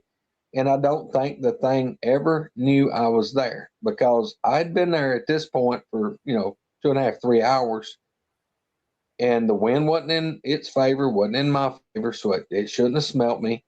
It probably didn't know. It took for granted probably that if it knew we were there, that I was, Right. I was 400 yards from where I should have been. Do you think if you were in there for 2 or 3 hours before that popped off, first of all, if you're talking about hunting in the afternoon, you were in there way early. wait, Well, which is a good plan. I mean, I used to do that too. But if you were in there for 2 or 3 hours before anything happened, so in your mind, well, when do this you think happens, it was like sleeping there or something? And no, well, I mean, it could have been. It could have been up in that area. Could have been bedded up in there somewhere, and maybe it look, it would have hurt us to come by in the truck and park, but it may have took it for granted that it's over here. Let's say right, it was within 100 yards of there. It probably knew, probably recognized the sound of my truck, and it probably knew that where we were going to be, and it may have waited till later to come in and harass us. I don't know. But I just, I know I think me being where I wasn't known to be was probably a big factor. The motorcycle revving up is what caused all of it. But I was so petrified that I was going to absolutely surprise it. I was like, oh my God, if it steps out, it's going to be surprised. And here, the other icing on that cake was that, by this point in my life, I'd already had lots and lots of encounters. And when them things would come in and a lot of times like harass us a little bit, they didn't follow us to the truck or chase us to the truck all the time. Sometimes they would come in and let you know they were there, and they would leave. They would leave and just be gone, and we'd get the hell out of there. But a lot of times when they'd leave, I'd say 90% of the time when these things would leave, they would leave and go toward the river. They would leave and like go out through that old cutover, and they would drop off the hill toward the river. right. Well, the bad thing for me is like I'm looking to where this thing's making all this racket, and the river is directly behind me. And I'm talking about full blown panic, because I'm thinking, well, okay, if this gets worse or whatever, if this thing goes to leave, if it calms down a little bit and goes to leave, if it does like it usually does, it's going to go toward the river. And I'm between it and the damn river. I'm 100 feet from it. And if this bastard goes toward the river, it's fixing to pop out right here in front of me. And I don't know how in the hell I'm going to hide, because I'm behind this big pine, but I've only cleaned out this truck size hood spot on one side. And if I've got to shift myself around this tree, I can't go to my left to hide from it, because, to stay hidden, because I'm going to be crunching on leaves, and It's going to hit me. It's right there. So all this stuff is playing through my head, and I'm not going down a branch on this tree that's leading to safety for me. It's going to go bad, and I'm trying to come with terms of how am I going to survive. And people go, oh, they don't hurt people, they don't do this. Look, that thing that I heard over there that day, it wouldn't have took anything. It was worked up in such a frenzy. And that's what I tell people. It's like a 2,000-pound temper tantrum. It was absolutely like it was. And I'll go back to the same analogy. It's like being in a locker room. Anybody's ever played sports? You're on a ball team. Halftime comes and you get in there and you're getting your damn team kicked out. Where your coach is going to get everybody riled up, and then the guys, he's pepping them up. We're going to whoop their ass. Come on, y'all, let's get some spirit, and da-da-da. And then everybody's building everybody up, and it starts getting, and then you got a damn roar, and you go back on the field, and you're all built up and hopped up. That's what this thing was doing for itself. It was like it was boosting itself up and just working itself up into a frenzy. And, the way I looked at it, I'm fixing to be the turd in the punch bowl. I'm out of place. And it's going to be a bad day. So, yeah, honest to God, that's the scariest I've ever been in my entire life, was that day, because I thought I'm not going to make it out of the woods. Here's where I meet my end. Either I'm going to have to kill it, or it's going to kill me, or we may both die right here. And I had to make peace with that, standing right there, right over here in the woods, about a mile. And then you heard it 500 yards away and didn't hear it leave, but you knew it was further away. I imagine that sigh of relief that and seeing Al come and having backup, But man, I'm surprised you only puked a few times. I'm not kidding you, dude. I mean, I've got my shoulder against that tree and I'm peeping around it. And when that thing roared back that last time, it was just an instant relief of, oh my God, it went. And see, there again, it went the other way because I was so petrified that it's going to come toward me. And when I heard it, that it's that, I mean, it sounded like it was a quarter of a mile that way. And I'm not kidding. I closed my eyes and my head just like leaned over into the tree. And I was just like, you know, and just, I'm trying to slow my breathing. My heart, I think you could have saw my shirt fluttering, my heart pounding. Well, how long? Well, I guess not how long, since it all does kind of run together, but after that, and I'm sure that gave you pause, there was probably a while before you had to talk yourself into going back in the woods again after that one. But whenever you actually, the first one that you actually saw, the cross in the cross in the road, which was confirmation for all this shit you've been going through for years, and finally you see one. This is another really good one. So kind of set the predicate for what you were doing in the gas truck and what was going on. Yeah, I was having to work that day, and I wasn't wanting to work because, you know, back then that was January the 29th of 2009. That's the exact day it was, and this was about 11:30 in the daytime. We had to work because they were giving, you know, real super cold weather, and man, I mean, it was cold, and people were ringing our phones off the hook at the office. We weren't scheduled to work, and it was on a Saturday. And our deer season always used to, well, for years it ended on the last day of January, which is 31st. And this was the 29th. You know, I'm thinking, man, this is the last weekend to hunt, yada yada yada. And we had to work. And I wasn't happy, and I was trying to get done by lunch, where I could at least hunt that evening.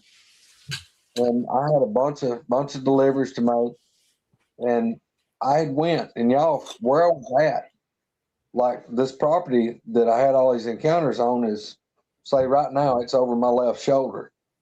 Well, where I was at, and say over my left shoulder, 1.25 miles.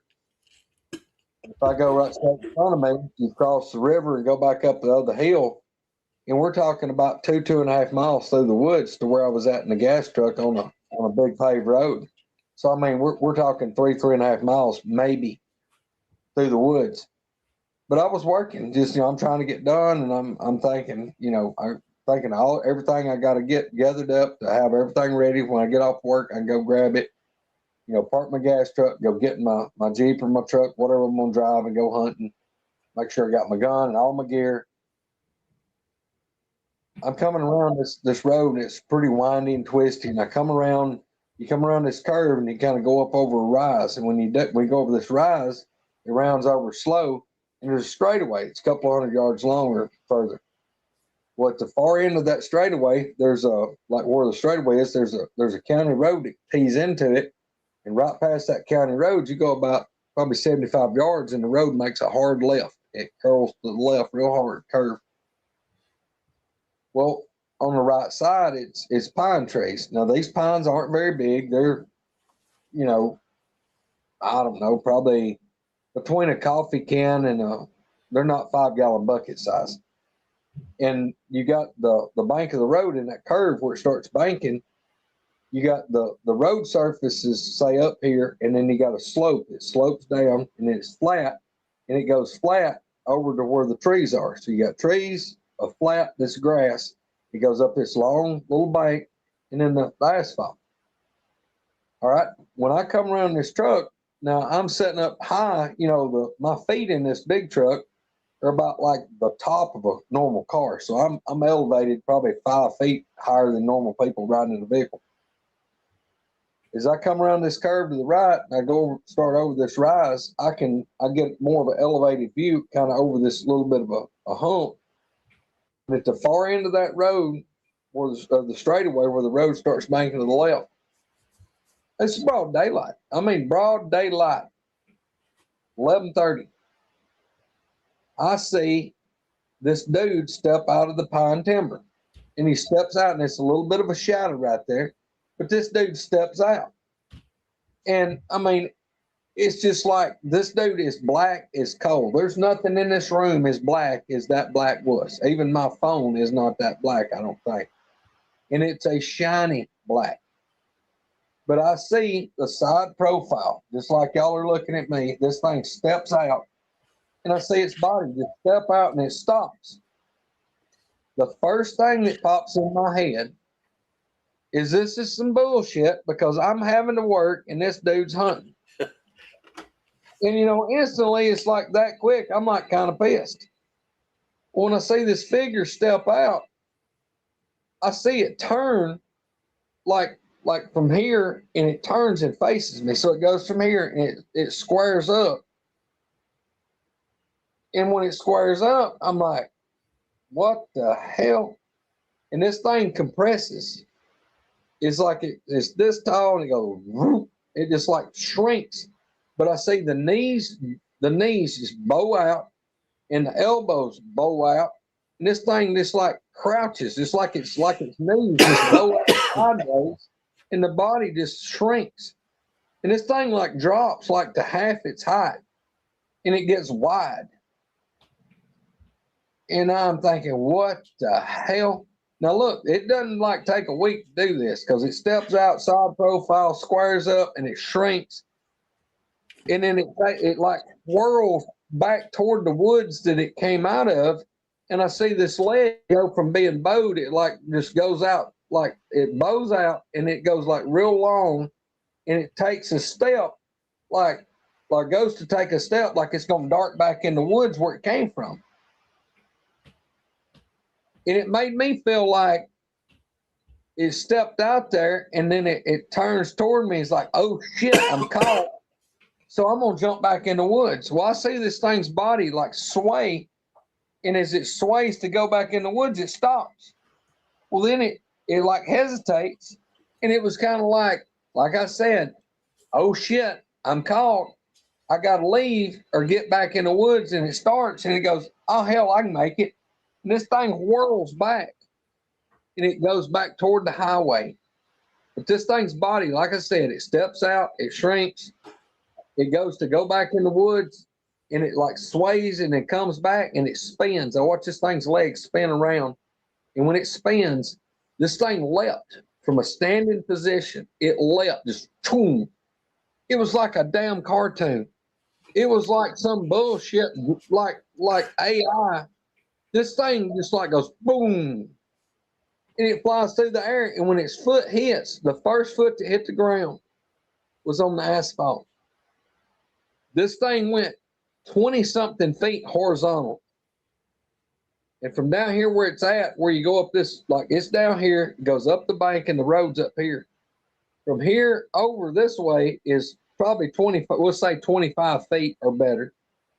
And from here up to the level of the asphalt, we're talking about 5 feet or better elevation.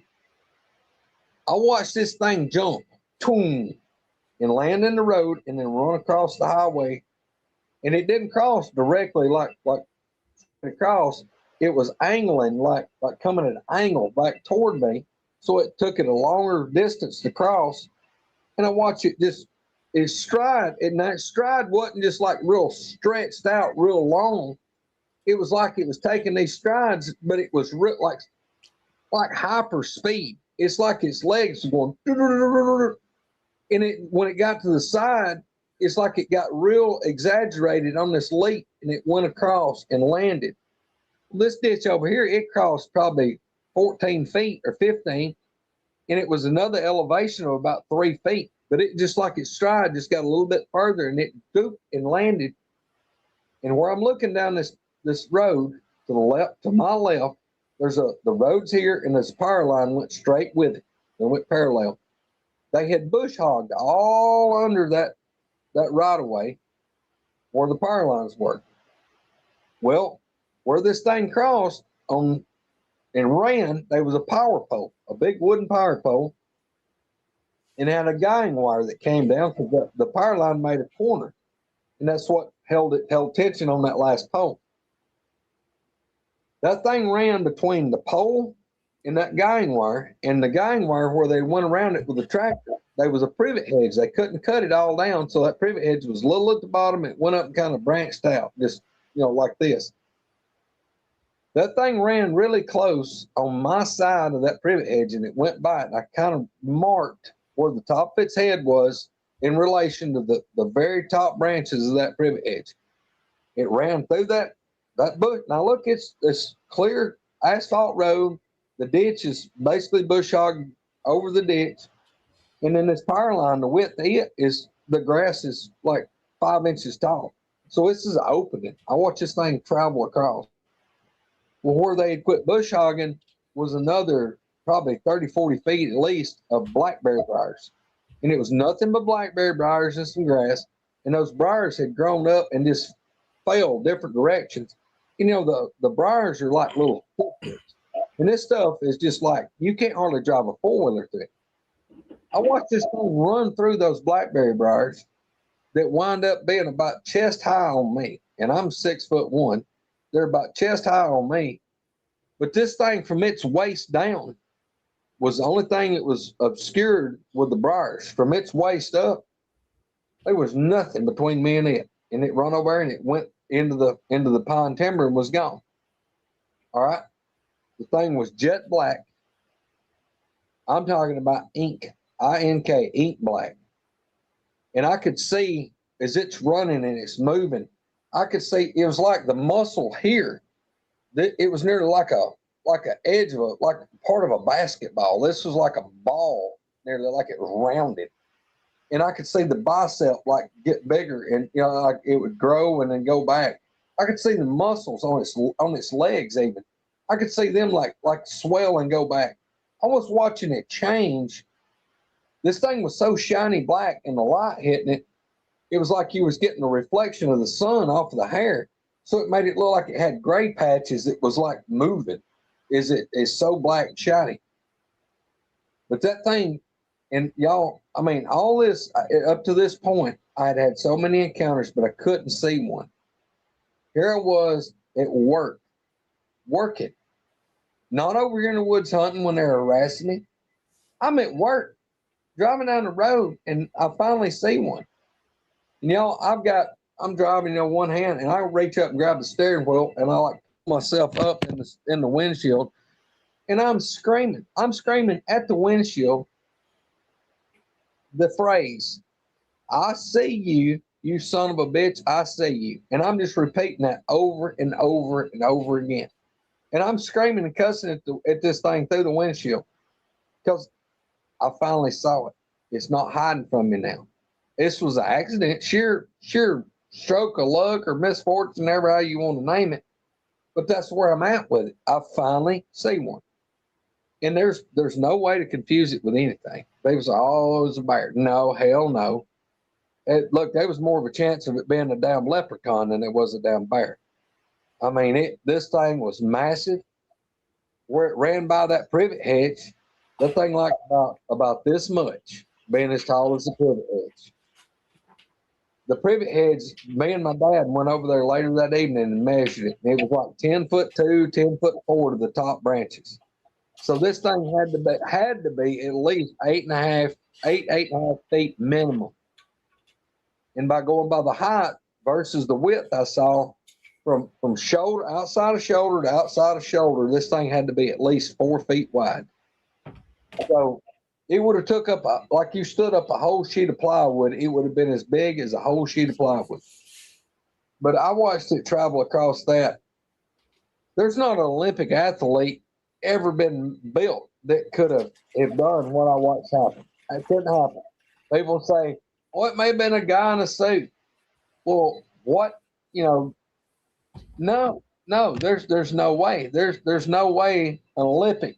You'd had to have some dude that was Olympic sprinter, a hurdler, a bodybuilder. You'd have had all of it. And how are you gonna find somebody that's gonna be 8 foot plus tall and 4 feet wide?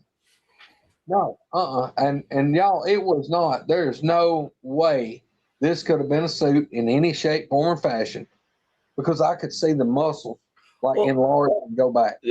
just the jumping part that you're talking about. There's no person that can do that. No. Especially I've told people, and this is a weird analogy, that's just the way I work. But you know, take a Toyota Camry car. If it's sitting in a parking lot at Walmart, the top of the roof of that car is going to be close to 5 feet. Be close. Give or take an inch or two. So the next time you're in Walmart parking lot or somewhere and you got a Toyota Camry car or a sedan like that, and you see it sitting there, go over to that car, back up to it to your back's against the door, and just take you about 21 or 22 long steps. No, excuse me. No, not 22. It'd be crap. Take you about 9. We'll just say 9. Take you 9 long steps. 9 long steps. That's going to put you about 25, 27 feet. Stop, turn around, and look at that car. And from standing dead still, do you think that you could standing there in the parking lot, jump from standing still, jump and land on top of that car and be running when you hit the top of that car? Right. They ain't gonna happen. There's not an Olympic athlete could do that. But what I saw, we'll just say it was 25 feet from the road, and that thing jumped. And like I said, horizontal, around 25 feet distance, with an elevation of about 5 feet. And that thing, when it touched the asphalt, it was moving. I'm talking about it was running a blur across the highway. How big? You've talked about it before, and I mean, I don't want to get too far into the weeds, but like whenever you talk about the size of these things, now you've got a better look at them than I ever have. What I've seen was big. Yeah. But even though you give measurements, I think it helps to say to people, like, people know like what a 5-gallon bucket looks like. Yeah. How big was its arms? How big was its legs? Whenever you say 4 foot wide, okay, but how thick was it? You saw it sideways? Dude, that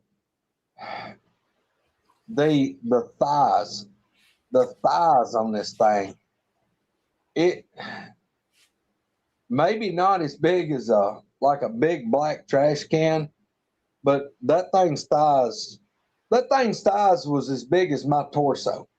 They were as big as each thigh was as big as my torso.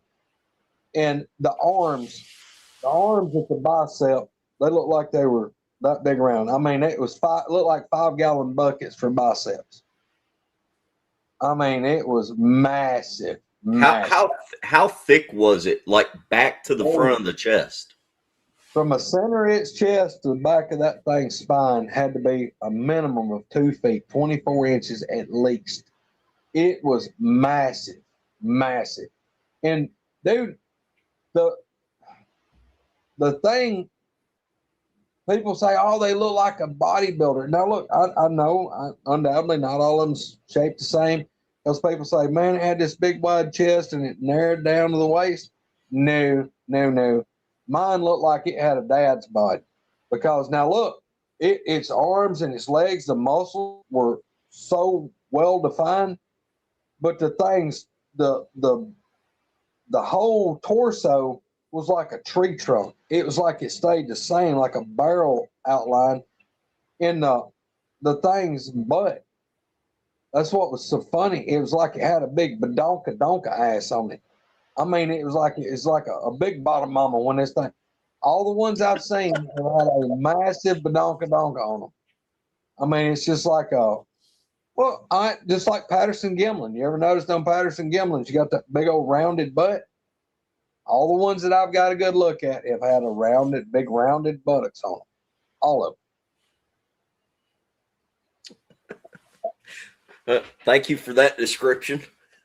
Well, I mean, I'm just keeping it real and something that everybody can kind of, I mean, that's kind of obvious. Everybody can kind of knows what I'm talking about, but yeah, they're not like, they don't look like their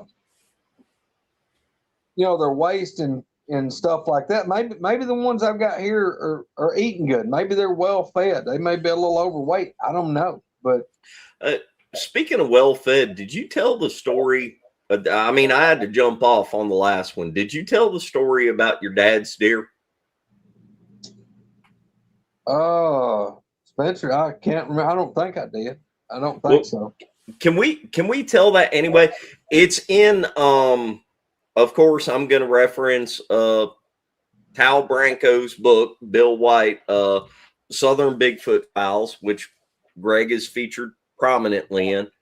Can we tell that story though? Just because, again, this is one of those things that I've heard this stuff similar to this from other people. You actually got a picture of it. There's a picture of the deer carcass that's in Southern Bigfoot Files. But the story and the methodology of how these things do this is so common. It's so prevalent in the Bigfoot world. Well, I shouldn't say it's so, but it does come up. It's been mentioned before. Other people have said stuff like this. There's a lot of parts of this story that are really interesting. Can we talk about that again? Yeah, man. That year, Dad had he'd hunted a decent amount. He hadn't hunted a lot. And I don't remember what all was going on, but he hadn't killed any deer, and that was unusual for Dad. And I'd been hunting a lot. Now, this is a piece of property that I still hunt now. The property that I've been talking about was across the river, and my cousin, he sold that property because he didn't want me to have it. He was scared I was going to get killed. And he told me that's why. He said he was worried about me all the time, and I'd hounded him about buying that 40 acres, and he sold it out from under me. And he told me he was sorry, but he just, in good faith, could sell it to me. But now he left me the hunting rights on 300 acres that's a quarter of a mile away, so I'm still dealing with the same stuff. But anyway, I told Dad, I said, look, go hunting with me. I said, go down there. I'll put you in a shooting house, elevated platform like a clubhouse. It's on a 28-acre field that we hunt. It's an old hay field, and we planted, used to when I was a kid, we'd plant corn in it. We'd plant all kind of stuff. And we would farm about half of it, and half of it was a hay field. We call it the big field. I said, go with me to the scene into the big field. I said, Daddy, I've hunted down there several days in a row, hunted down there for 2 or 3 weeks. And I said, you set your watch by it. There's a herd of deer that's coming out. And I said, they all been does. I've been waiting on a buck to come out, but there ain't been any bucks with them yet. And it was like 7 or 9 does. I can't remember now. This has been several years ago. But I said, you can nearly set your watch by when they're going to come out. They're going to come out between 3:30 and 4 o'clock. You're going to come out straight in front of the shooting house a little bit to your left. There's a trail that comes out. And I said, they're going to feed down about 150 yards, and then there's a road that goes out of the field. And all this is across from me. It's about 215, 220 yards. I said, they're not, for some reason, they're not coming on out in the field. They're not going to meander around long. It's like they're passing through, and when they come in that field, they're going to just nibble and eat. And I said, they may stay there 5 minutes or 10 minutes, and they're going to go out that road going somewhere else. And I said, you set your watch by. I said, if you'll go down there seeing it, and I said, I don't kill any does on this property in years. But if you and Mama need some deer meat, I said, go down there. There's some big old fat nanny does. Pick you out the biggest one and kill it. He said, well, I may do that. I said, no, I'll come by and get you. I'll carry you down there. I carried my Jeep. When picked him up, we drove down there, and I let him out. Look, I'm talking about, I drove up. This shooting house has got steps that go up. Things about 8.5, 9 feet off the ground. I pull up within 3 foot of the staircase. He gets out with his rifle, goes up, gets in the stand. I turn around and drive to the other end of this 300 acres, which is probably a mile.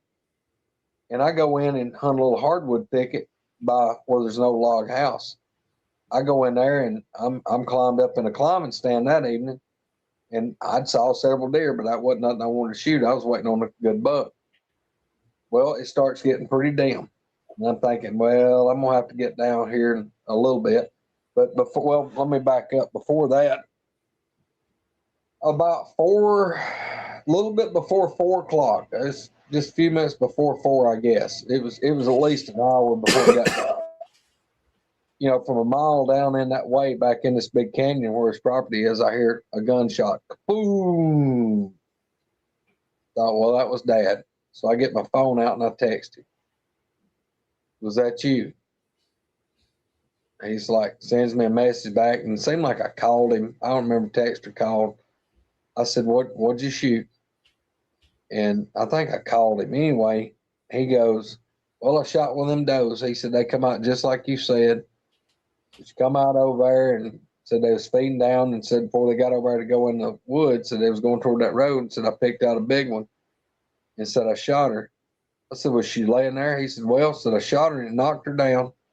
He said she jumped and just run just a little bit, and then she like flipped and landed. He said she's laying over there. Said she ain't moving. Said I heard her. She tried to get up.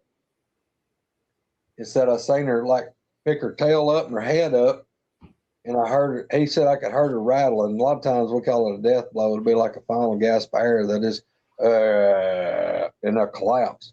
He said she done that. Said she ain't going nowhere. I said, well, just watch her. I said, they may be a buck come out in this field. You know, you still got a little bit longer to hunt. You know, we got an hour or so. I said, I'm going to stay till pretty late and I'll come get you. Well, it started getting pretty dim, and I didn't want, you know, I don't stand there till black dark, have to have a flashlight. So it got pretty dim where I was at, and the herd of deer I was waiting on, it doesn't came through. So I climbed down out of this climber, and by the time I got on the ground and walked out of the woods into a little field there by this log house, it done got pretty dark.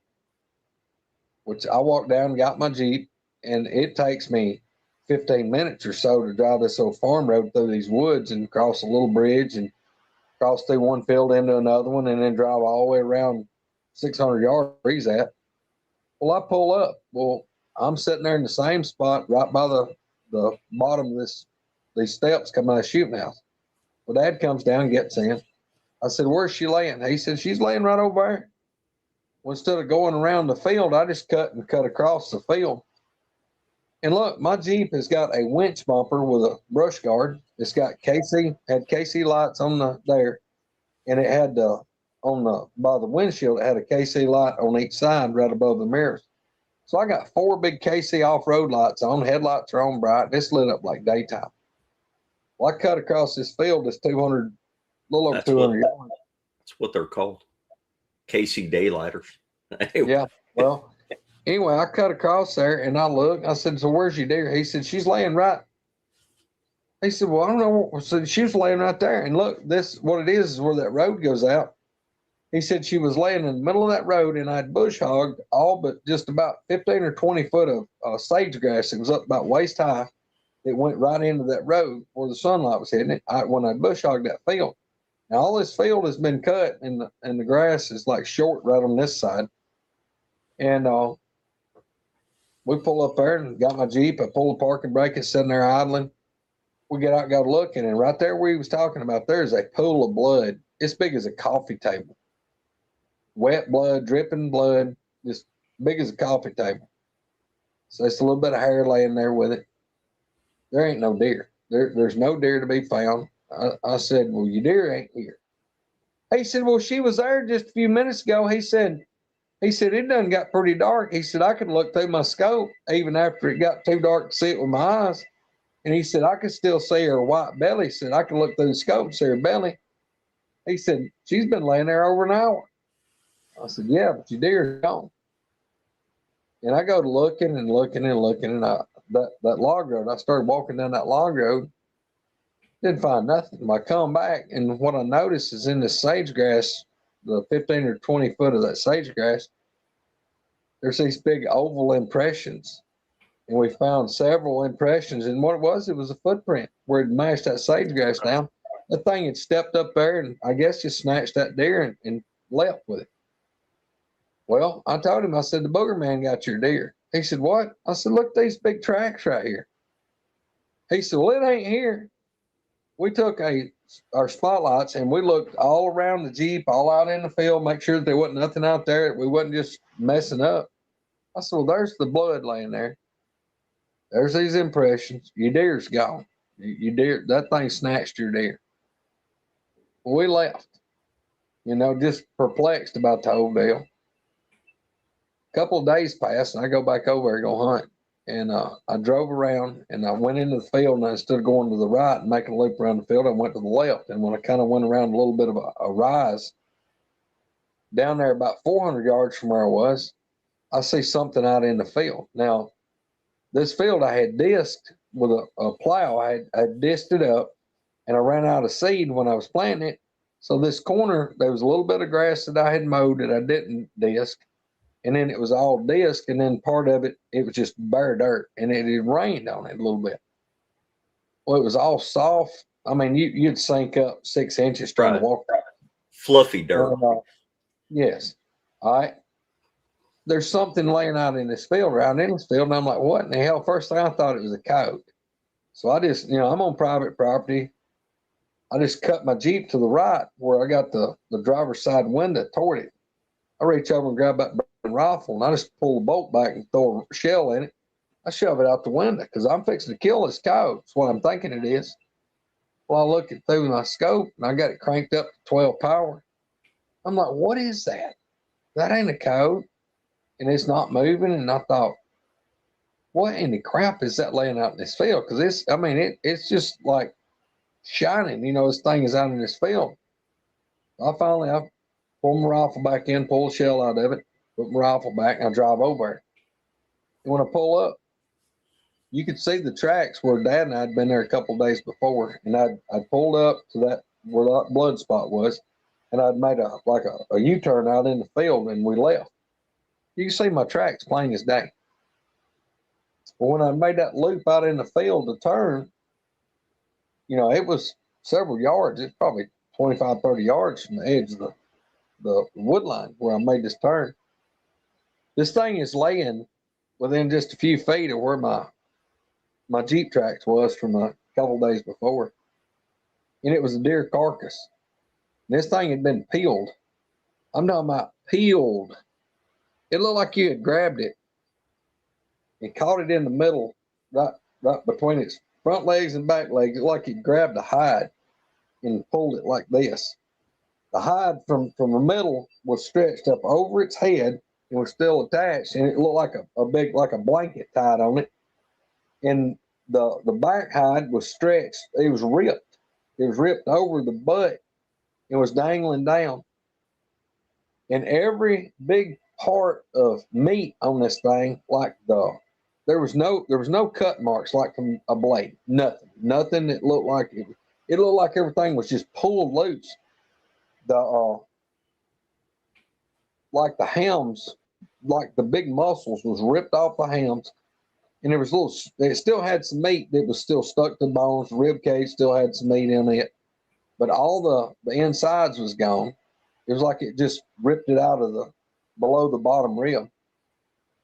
And you could see in the dirt a few feet from this thing where it's laying.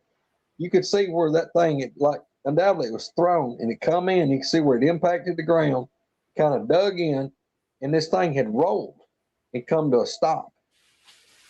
There wasn't a coyote track. There wasn't a buzzard track. There wasn't nothing. There was no track at all anywhere around this thing. Nothing. I mean, nothing. But you could flat see on that soft soil where this thing had been flung. And I walked back toward the wood line looking for him. Look, when we got over close to the wood line where the road goes around the field, that hadn't been disked and it was grass. So I know that nothing had stepped out in this plowed dirt. It had to have thrown what was left of this carcass probably 25 yards at least. It's like it just walked up there and just flung it like hell, you may have killed it, but we got what we wanted, so we're going to give y'all the scraps back. Yeah. And dude, that 100%, there's no physical way that deer was in the field. We had walked around, shined our lights, and when I turned around that night, I would have drove within probably 15 feet of it, making that circle with these big KC lights.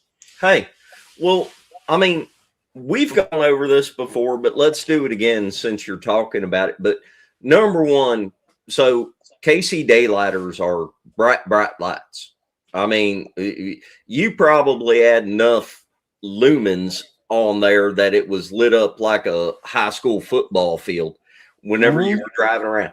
If it was gone, how many days later did you say it was that you were driving back? Spencer, I'm wanting to think it was maybe 2 days, either 2 or 3 days later, because it wasn't the next day. It may have been the next or the next. I can't remember now. Like I said, it's been several years ago now. Okay. So between 2 days and probably 3, because at 4 days, this thing's going to be stinking to high heaven.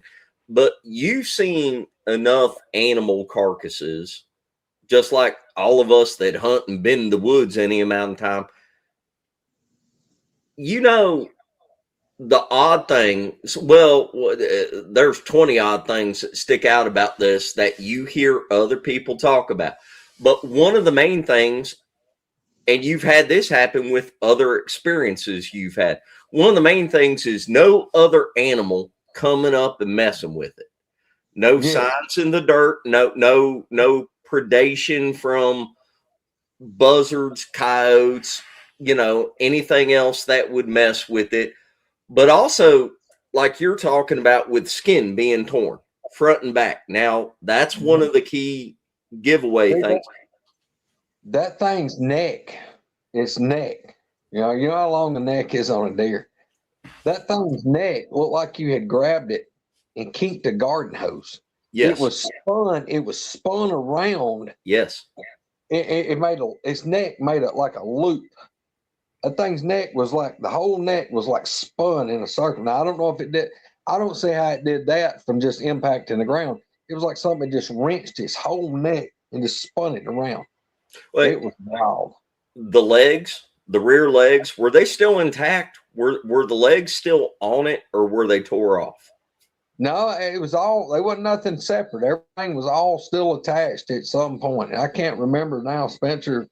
Seemed like some of it was, I don't remember. God, I don't remember what, I have to look back and see what year that was. God, see, I've been dealing with this thing since 2000. So I'm 26 years deep into this. Well, I was just going to ask, did you notice or do you remember the rear legs being broke? Do you remember them? I don't remember that. I don't remember.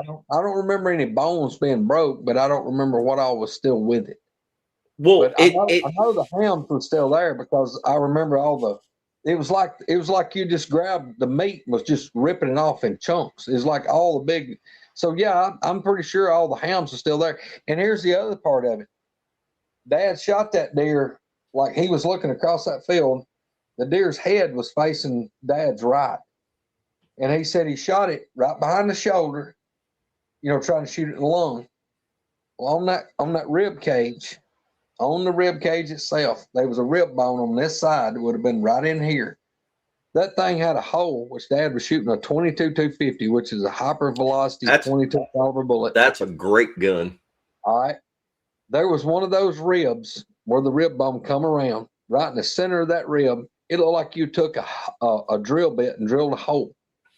There was a 22 caliber bullet hole in that rib, and on the opposite side, there was a joint of rib about that. Right. Probably an inch was vaporized. It was shattered. So it went in one rib, and when it passed through the other rib, I guess the bullet was, it blew it out. It blew out a hole, had to on that side. Looked like it would have been that big around. But you could see the bullet hole right where Dad said he shot it. So 100% it had to be the deer that Dad had shot. But that thing, y'all, and that was what was so weird. It's like nothing. Coyotes, buzzards, nothing. There was not a track of any kind in that super soft soil. I mean, it was to the point you could have, if you took a baseball and just held it and stuck your arm out and dropped it, that baseball would have sunk up halfway in that dirt. Right. It was so soft. But yeah, there was nothing around it. So whenever you're standing there looking at that, and at this point, you got it. I mean, like you told your dad, you knew what had snatched the deer. Yeah. You're looking at it. You know it's your dad's deer. You know that a booger done flung it back into you. Was it so weird that that's what possessed you to take a picture of it? Yep. Yeah, I took those pictures of it just to show somebody. I actually showed Tal Bronco. Show him what was going on and what we, I call him. I was like, dude, look, this is creepy shit. This is what's happened.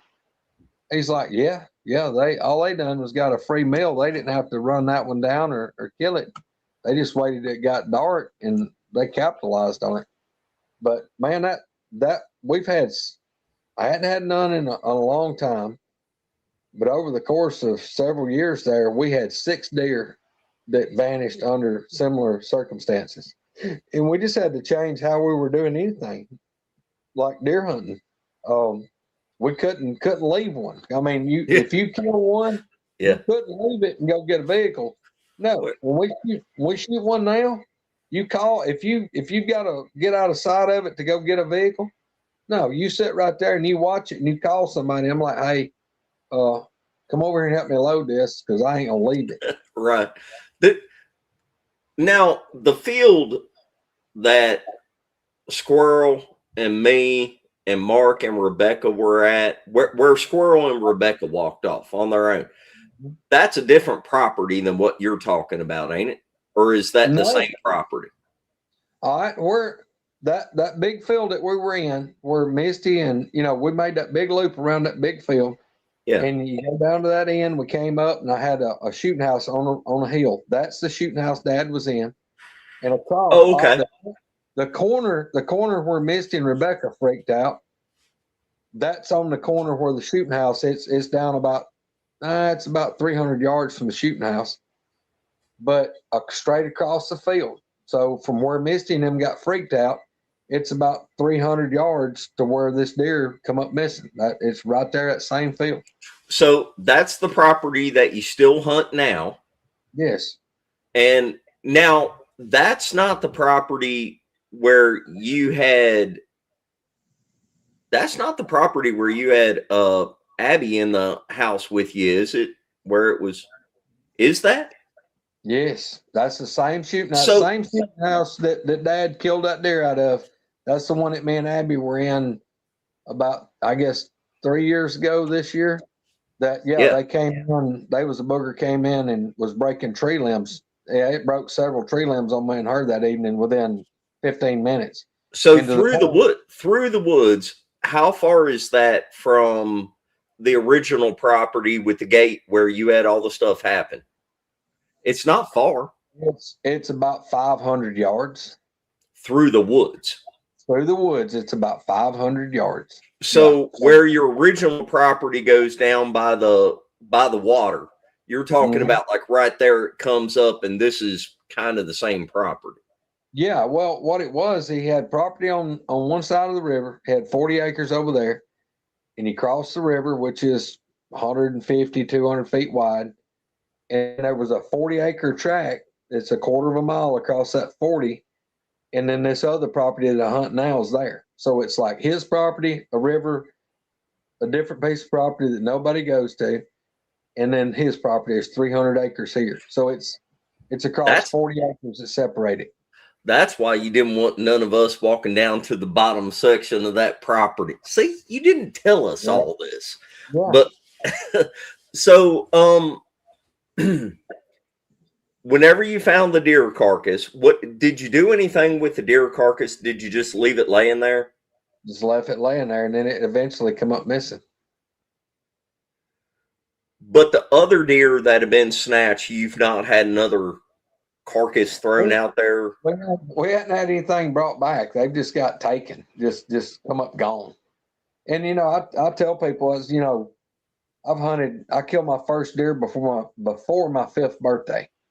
I was being drugged through the woods, from the time I was 3 to go deer hunting, and I've killed enough deer to fill up 2 train cars.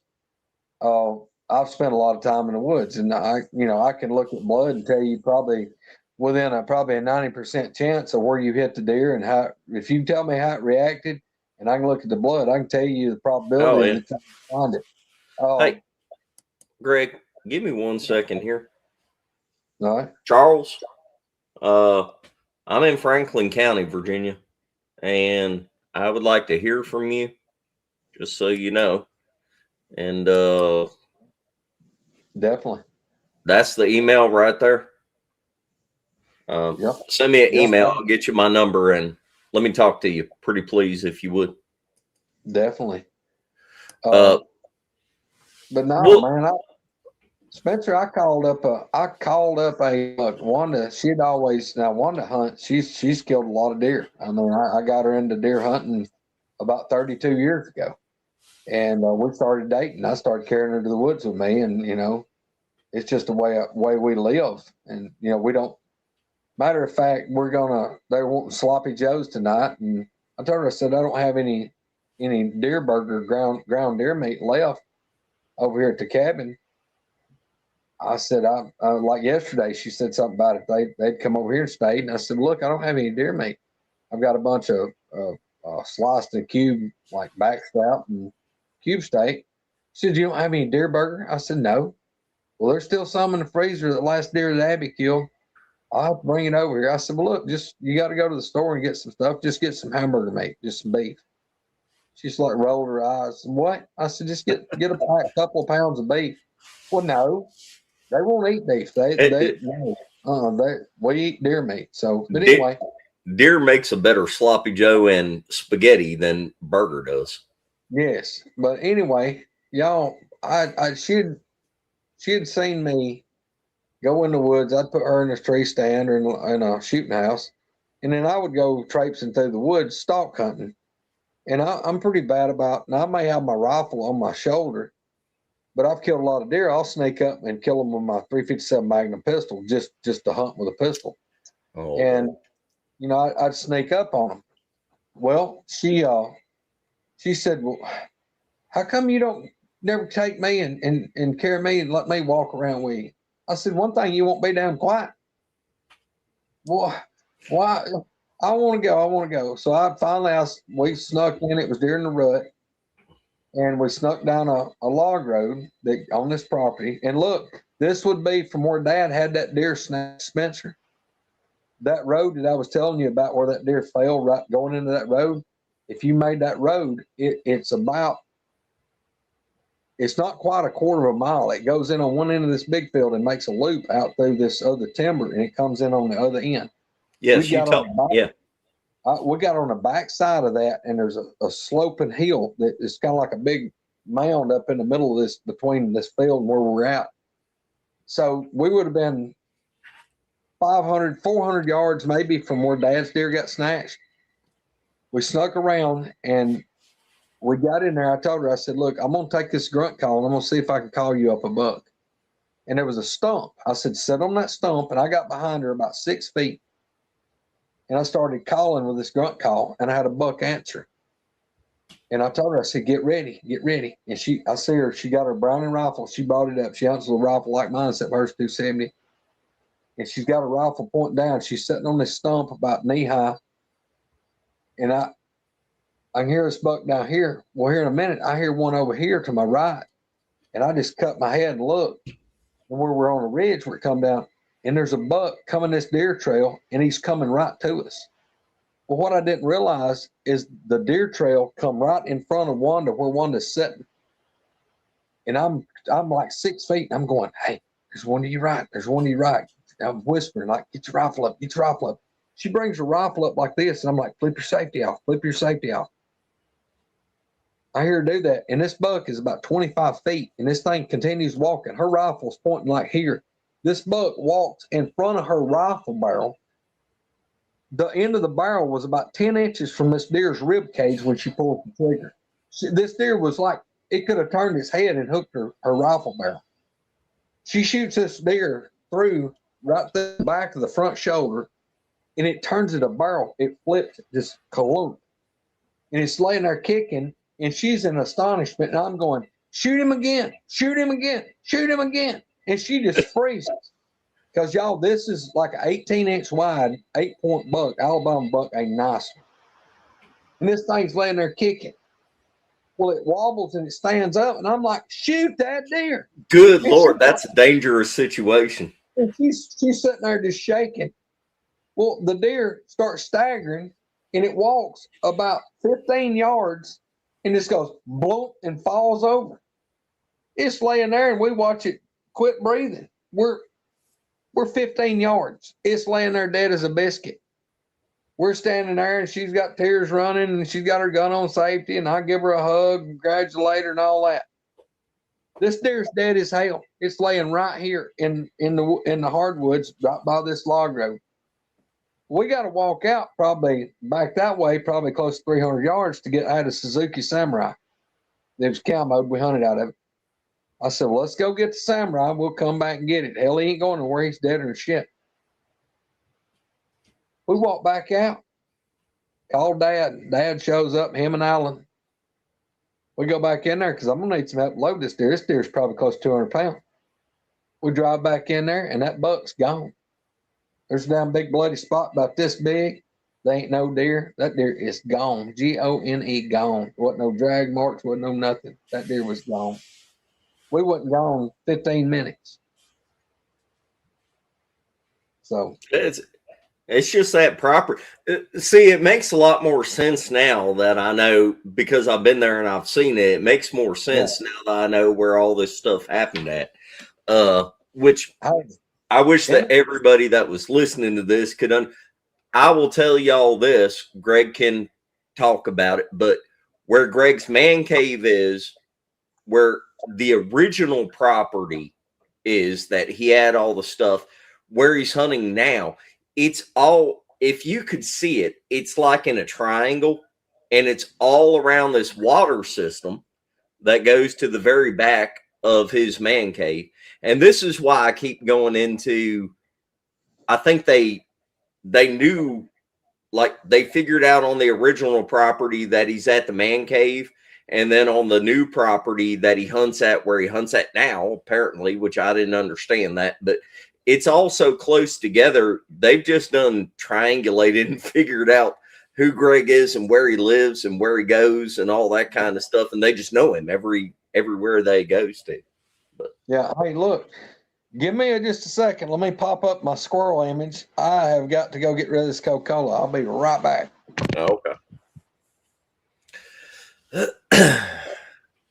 Yes, Charles, I don't know. Well, I mean, I don't watch the Finding Bigfoot stuff or anything like that. You can hold that against me if you want to. But I've not seen that, but you're close enough to me here in Virginia. I would like to talk to you very much so, if you wouldn't mind. And I normally go, hey, Ken, how you doing, brother? But I normally go further south. There's just, in my experience, there's been a whole lot more activity.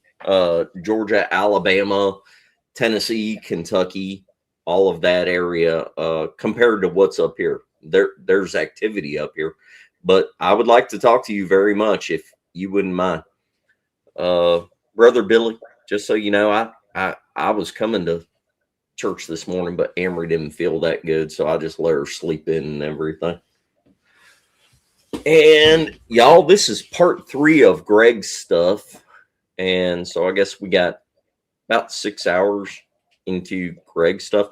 We might do another one, just to tie it all together, because Greg just has so much experience. It'd be hard for us to, well, even right now, I mean, 6 hours in, we ain't covered 20% of what Greg has experienced.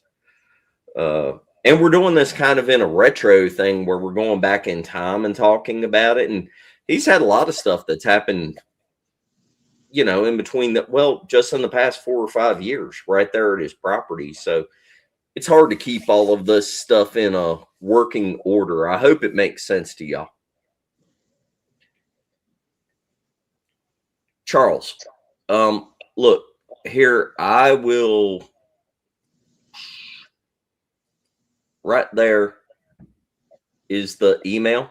If you'll just email me, I will get with you, and I'll go ahead and type it in down here in the chat. Please, thank you. Let me see. It's really hard to do all this stuff without Squirrel being on here, but I guess she's got to take care of those baby goats. Lord knows it's only been like whatever 3 years that thing's been pregnant. It's about time they had something. So you said they had triplets? Yeah. Sorry about that. I had to have an intermission. But yeah, that's Spencer talking about stuff still happening. One night this week, I was on live chat with Joe Parker. I don't know if Joe and Patrick and all them's in here. But I know Yarrington was on there with us. I don't remember. Pyro may have been in there at night. I can't remember who all was in there. There were several of us in our live chat, and I was sitting in my recliner. We'd been talking for probably an hour. There was something messing around on my porch right there, and it started bumping. It sounded like it got. I don't know if it. I don't think it got on the porch. It sounded like it was on that ramp coming up on the porch. But it was making a lot of racket, and I folded my recliner down and grabbed my pistol, and I got there, and I was still on the phone with them, and, video chat. And I got over and I looked out the peephole, and looking through a peephole is horrible. There wasn't anything on the porch, but I kept looking and looking and looking, and I had one of my pickups parked. So I got my firewood sheds right here, and you're looking over it. Right. My truck was parked. Well, on the other side of my truck, I could see two red glowing eyes that looked like they were about that big and looked like they were that wide apart. I mean, way wider. Did you say this week? Yeah, it's just like probably 4 days ago now. It was probably Tuesday night, maybe. I don't know. If some of them boys is in chat, they may tell you what night it was. But Jeff said he heard it. Yeah. I mean, it was pretty loud. But now look, it's not uncommon. I mean, we've had several times. I was in here cooking supper one night about 10:30. I had my phone propped up on my island. They could see me cooking, and there was one hit my down porch outside. And it shook the whole damn place, and everybody in chat that night heard it, and they're like, "What in the hell was that?" I said, "One just hit the damn cabin." Well, I mean, I've been on the phone with you whenever one hit the cabin. I mean, Troy Allen's been there. Well, he come there after the one was on the roof, but I was talking to y'all whenever that happened. And of course, I've heard Al, God rest his soul, talk about the one right there by the propane tank. Me and Squirrel found tracks out there. That's a whole separate show right there. Just stuff that's happened at your man cave in the past 4 years is a whole separate show. Oh yeah. But like I said, I mean, there's those of us out here, and that's what's so special to me. You got people like Coonbo that grew up with them on their farm, and then you got people like Flat Rock. I mean, that's the reason I've got such a kinship with Flat Rock, is because that man knows exactly what I'm going through. He knows exactly. I mean, that's what he was talking about the other day. He's only been dealing with it, 5-6 years or so, and I'm 26 years deep into this, but he's got them there around his house, and I mean, it's one of them things. It'd be like me walking around going, "Man, I've only seen a kangaroo 3 times in my life." Yeah, but I live in Alabama. Yeah, I've seen them at the zoo. Yeah, Be like me hollering, "Well, ain't no kangaroos." Well, all right. So we'll save the how you got involved with Squirrel and me and Roger and everybody. We'll save all that for the next. We're gonna have to do 6 episodes on your ass in order to cover it. We need that episode to make that really work. We gotta have Face and Murdoch on here with us. No doubt. Nancy asking us, basically wanting to know why we wanted her to be Murdoch. She was wanting to be big. It's like she's never seen the A-Team. Why would you even ask that? Hey, the thing about now, she's seen it because she wanted to be BA just so she could get on here and say, "I pity the fool." Yeah. Hey, at some point we ought to have Wanda on, and Abby too, and just have like a whole show of them talking about, because even though I think we did have Abby on to talk about with the thing at the hunting blind. Yeah, I think, but that's been a long time ago. But it would be cool just to have Wanda and Abby on and have them go over, all the stuff that they've seen, because I mean, it's all the same property. It's all the same I mean, y'all look. Here's the thing. Even though I've been dealing with this 26 years, I tell Wanda, I said, "Look, you need to take a bath more frequent or something, because them damn bastards avoid you." Because she finally looked. The only one that she's ever got to see, she saw it in her backup camera on her Dodge Journey. Her and Abby. This has been within the last year. She backed up here one night. They got in the car. I always walk them out to the car, make sure they get in it before they go home. When she backed up, she was pulled up, she backed up and stopped, and then was going to turn and go down the driveway. But she said when she backed up and stopped, there's a big pine tree that you back up toward at the edge of the wood line right here where we park. She said she was looking at her backup camera and said when she backed up, she was within probably 10 feet of it. And she said she looked and she saw the big pine and said right next to it, like the pines here, right next to it was this Bigfoot standing there, and said when she backed up and hit her brake lights, it lit it up really good. And said the thing just sidestepped, just straight sideways and went behind the pine tree. She didn't get no like long, 10-minute look at it, but she finally got to see one, and it was right behind her car. She watched it in the mirror or in the backup camera. Kat, we will all be praying for Danny and you. Wow. This week, 100%. Definitely. Yeah, Catherine, keep us posted how that goes, please. I thought. Well, I'm just proud that Hillary's in here. I heard that she had that damn Taco Bell syndrome. I know, she has that all the time. Hillary blowing it out the back door isn't just because Taco Bell. She blows out her mouth a lot on chat also. What's I gonna say? Oh, Bailey's thing there at your house was a pretty eye-opening thing too. I got to talk to him on the phone and got to hear it from him in person, and that thing was close enough that he got a good look at it, and it scared him a little bit. Dude, he's still jittery if he comes over here after dark. He ain't much on walking around getting in his truck in the dark. Yeah. Yeah, we'll get back. We got to get where we can have Roger and Misty both on here with us, and we'll get involved. We'll get it all worked out. But like I said, y'all, I mean, I ain't gonna lie to you. I still try not to get too in depth on the whole motorcycle story, because that is the most. I mean, I've dealt with the law enforcement. See, people gave me hell for trying to narrate it, but I'm like, damn it, he has done this better before. I've been there when he's done it better.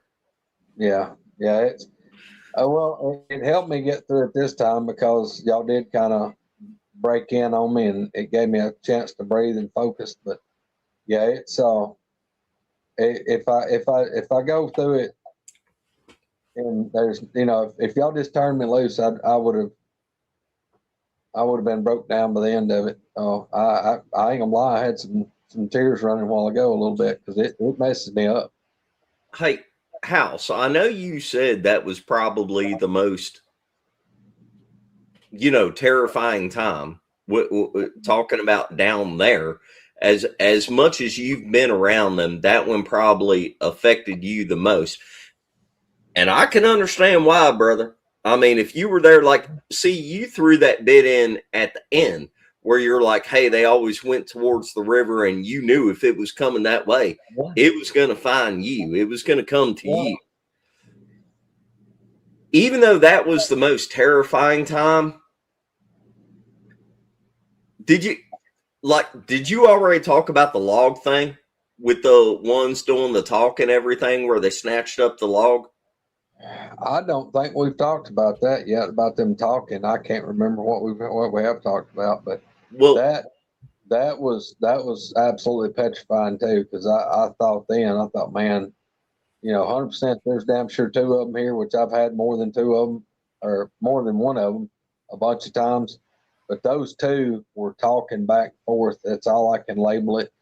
It was a language, but it was nothing like I've ever heard. You do a good job of mimicking them. You want to do that on the next one, or you want to cover that now?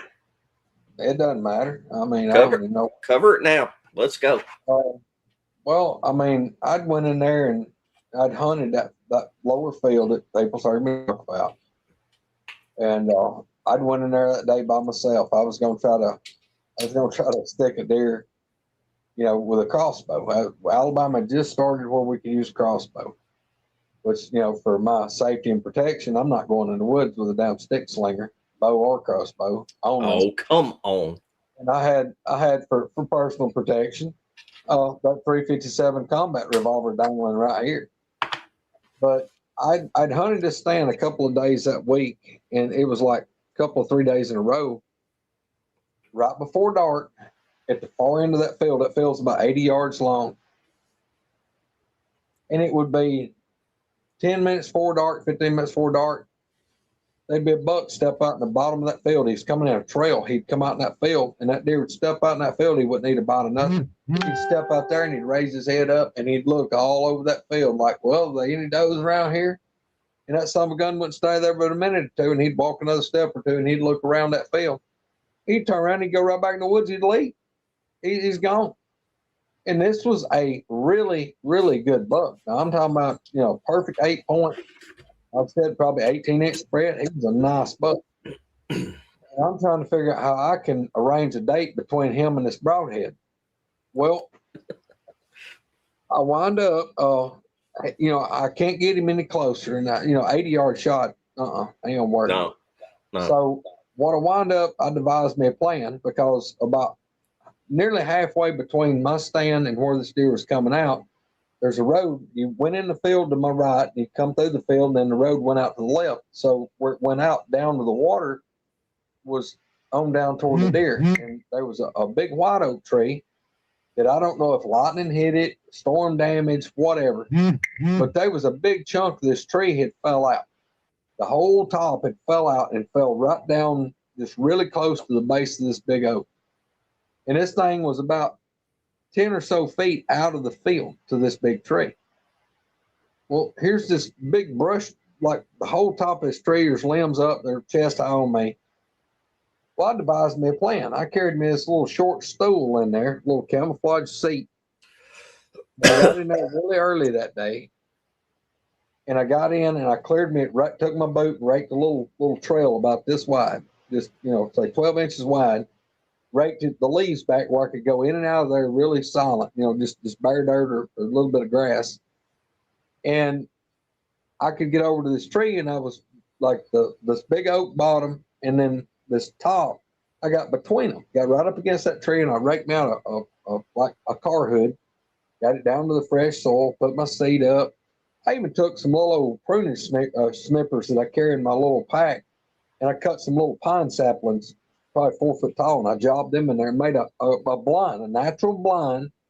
And I'm in there full face mask camo, because you don't have to have orange during bow season. So I'm in full camo, sitting basically in a brush pile. I am hid good. I've got on the no scent spray. The wind's right. It's blowing like a crosswind. I'm good. I'm set up. If this buck comes up, this son of a gun's going to be, maybe 30 yards. He's going to be right here, and I'm fixing to poke a hole right through his heart if he comes back. Well, I'm sitting there and hadn't saw anything, and I've sat there for several hours. Well, about probably 4 o'clock-ish, best I can remember, probably an hour before dark. If you go straight across this field, there's a cane thicket. It's just this river cane, and it's few hardwood trees. But out of that field, it goes down a little slight depression, a little valley, and goes back up, and then it's big hardwoods. And that's straight in front of me. To the left, you go out of the field, and it's probably 85, 90 feet. And then you hit hardwoods, and it goes over a hill, and it drops down, or not over a hill, but it just goes out and it falls off a hill, and it goes on down about 100 feet more to the water. So you're on the side of the river, a slope, and then it levels out in this field. Well, I'm sitting there on this stool, and on down, like coming from up the river toward where I'm at now, I'm hearing bipedal walking. And this isn't trying to be quiet. I'm just hearing crunch, crunch, crunch, crunch, crunch, crunch. And it's getting closer. It's coming to me. The thing walks up and it would come up there and it'd stop. Then it'd walk some more. And then it would stop. And I start hearing this thing going through this cane thicket. This little cane thicket's probably 20 yards wide and probably 100 and something feet long. That thing walks up through that cane thicket, and I can hear it breaking these canes. That thing gets up there to about where if I was over where it was, I should have been able to look and physically saw the ladder stand. It was a permanent stand in this field. And honest to God, I believe this thing knew that I was there, or my truck was there. It probably heard me come in. And that thing come around through there, and it walked up there to see if I was in that stand. Mm-hmm. Well, when I wasn't in that stand, I figured it was like, well, he's probably up here. I can do what I want to. Because, you know, from this stand to the other stand is probably 350, 400 yards apart across the scope. Well, that thing walks back through that thicket, snapping and breaking these canes. Bipedal walking, it walks around the end of the field. It gets over into where it's just the hardwood side of the cane. Well, it's just over this, like I'm looking, it's just over this hump from where it's at. That thing stops.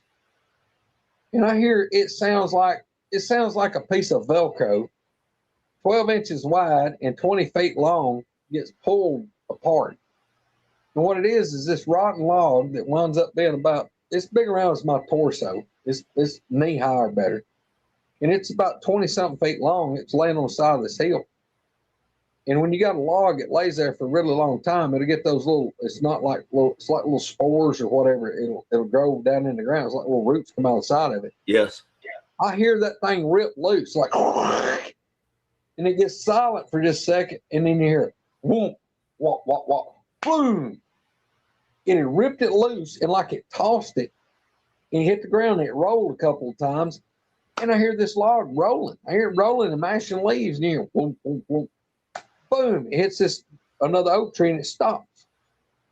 And I'm like, oh my God. In my mind, you know, I'm hearing it. I can't see it, but I'm hearing it. And my mind is replaying. I know what these sounds are. It's like I'm watching it, but I'm doing it, you know, just by interpreting sound into what's happening. Well, then it gets kind of quiet, and then I hear a couple of steps, crunch, crunch. And then I'm hearing these leaves make a racket. Well, when the leaves get quiet, and dude, it's like you've got one of the heavy duty rakes, like we rake, you know, we call it a concrete rake, but one of those little rough ones. And it's like you're raking, and it's like you've got hands and you're slinging dirt. You're slinging it, and it's kind of splashing out on these dry leaves. You hear, and it'd get quiet for a second, then like something is just raking. You know, in my mind, this thing's on its knees, and it's like digging it and raking through this soft soil. But you know the terrain, you know what's there. So exactly. In your mind is like you going, it's got to be this, it's got to be that, because you've seen it. You're just putting it together as it's happening, right? Yeah, I'm visualizing it in my mind, you know, just knowing what the sound is. Right. Well, is this thing's down here doing whatever it's doing?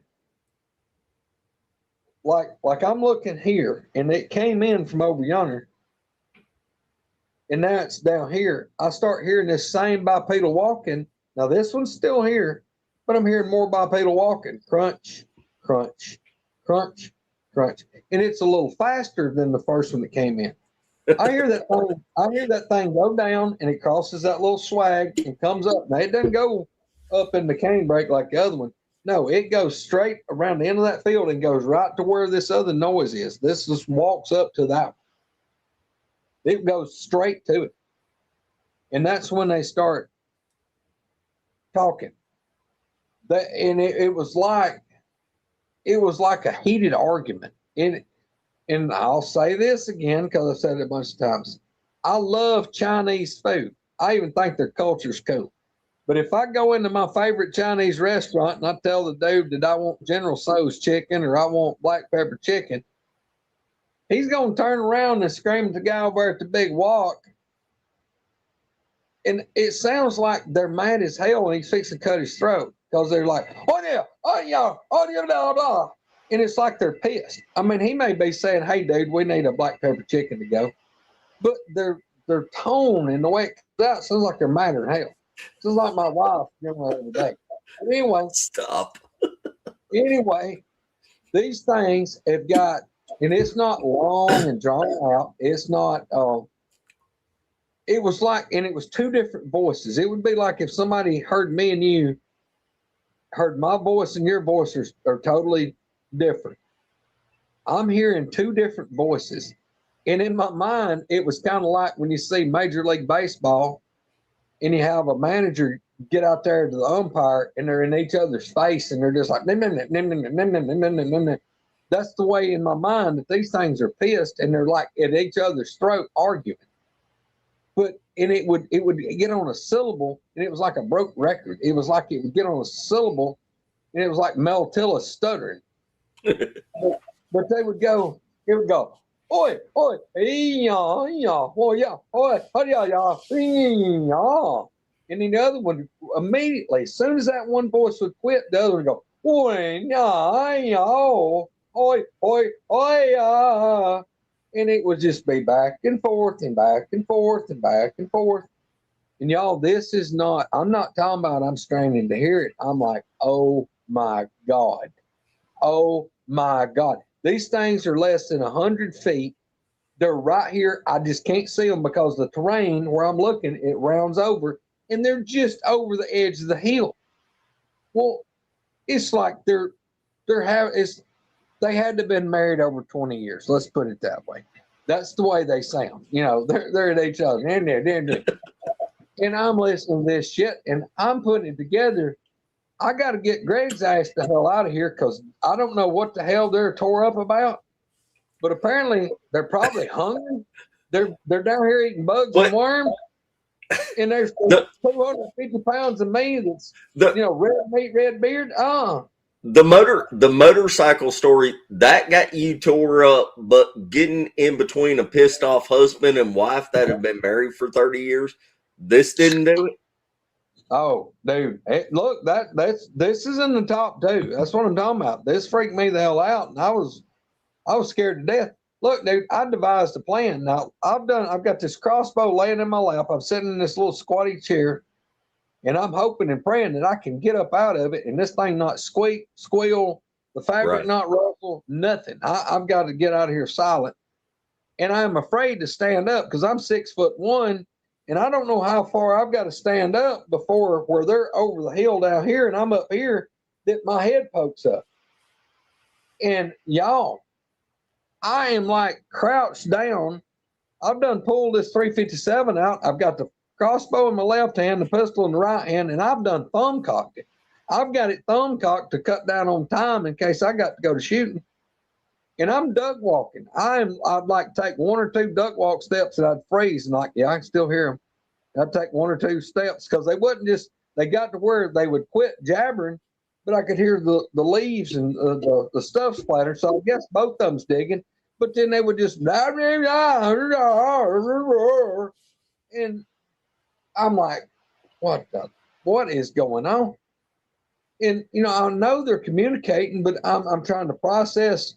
I'm scared as hell. I've got to get the hell out of here. These damn things is down here looking for something to eat. By God, they're turning logs upside down to find worms and rats or something. At that time, I'm 250 pounds of juice in this. They may be hungry. I got to get the hell out of here. But I'll get out. I got this little bitty trail that, like 15 feet into this grass that's about that high. Well, I know in this grass, I can move quiet. Y'all, I'd had to have been a hell of a sight, 250 pound of goodness with a crossbow and a pistol in my hand. And I'm still head duck walking, trying to hoping and praying they can't see me. But the bad thing is the further I go away from where they're at, the field starts going up a rise. So I'm gaining in elevation. So I can't go just straight up the field into the road. I cut across the field and get where the field kind of went up and it dog-legged a little bit. I got to where the trees on that side was blocking me where I could stand up and they couldn't see me. And dude, I go up that hill and it's a little over 200 yards and I'm talking about like that. Well, I'm 250 pounds and I'm already scared. My heart's going blue, blue, blue, blue, blue, blue. I go about halfway up that hill and I finally have to stop because I'm like trying to breathe in my nose out my mouth and this shit ain't working. And I'm sitting up there sucking wind and I finally let the hammer down on this pistol. And I still got it in my hand. I can still hear them down there. They're still arguing. Not one time, which I don't even know if I had anything I could even try to record it with. I mean, I had a old shitty cell phone back then. But if I could have recorded that, what I heard would have been like 10 times longer, louder, and more vocal than the Sierra sounds ever thought about being. I mean, you know, hey, let me bring up something just since, you know, there's a lot of people watching.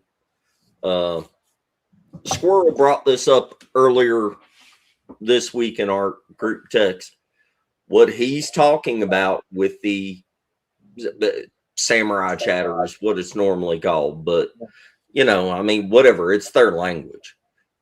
Just so you know, there's been people that have gone over this. If you slow the recording down about 50%, you can make out a lot of things, not words, but like you can tell, well, it is words, but not stuff that you will understand. It's just that you can clearly hear phonemes and pauses, and it's a sentence structure. And if you heard it in person, which I never have, I would imagine that it's really impressive. But if you slow it down, you can hear it being broken down and articulated a lot more. well, I'll tell you what wasn't impressive is hearing that shit and you're about 300 yards from the damn truck by yourself with a crossbow. Was that the last time you hunted with a crossbow? Dude, I haven't crossbow hunted much since then, I'll promise you. No, I ain't hunting down there with one, no way. But yeah, dude, I'm not kidding you. I thought my ass may be on the damn menu. You felt like a 250-pound piece of sushi. Yes, sir. Whenever they threw that log, did you ever, like after that point, did you ever walk down there and see if the log was gone? Oh, you did?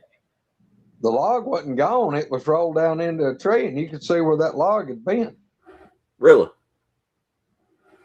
Yeah, I didn't walk down like right down to it, but I walked up there and looked off the crown of that hill, and you could see that log was rolled down, and one end of it was up like that because it hit. It spun it around, and it was kind of light angled. One end of it was about waist high off the ground, but that log was over 20 feet long, and laying on the ground, that log would have been knee high. It was a big log. Yeah, I didn't have no business to go down there. I done knew. I didn't. And Spencer, where I found all those tracks, it was in that sandbar where the foot was folded.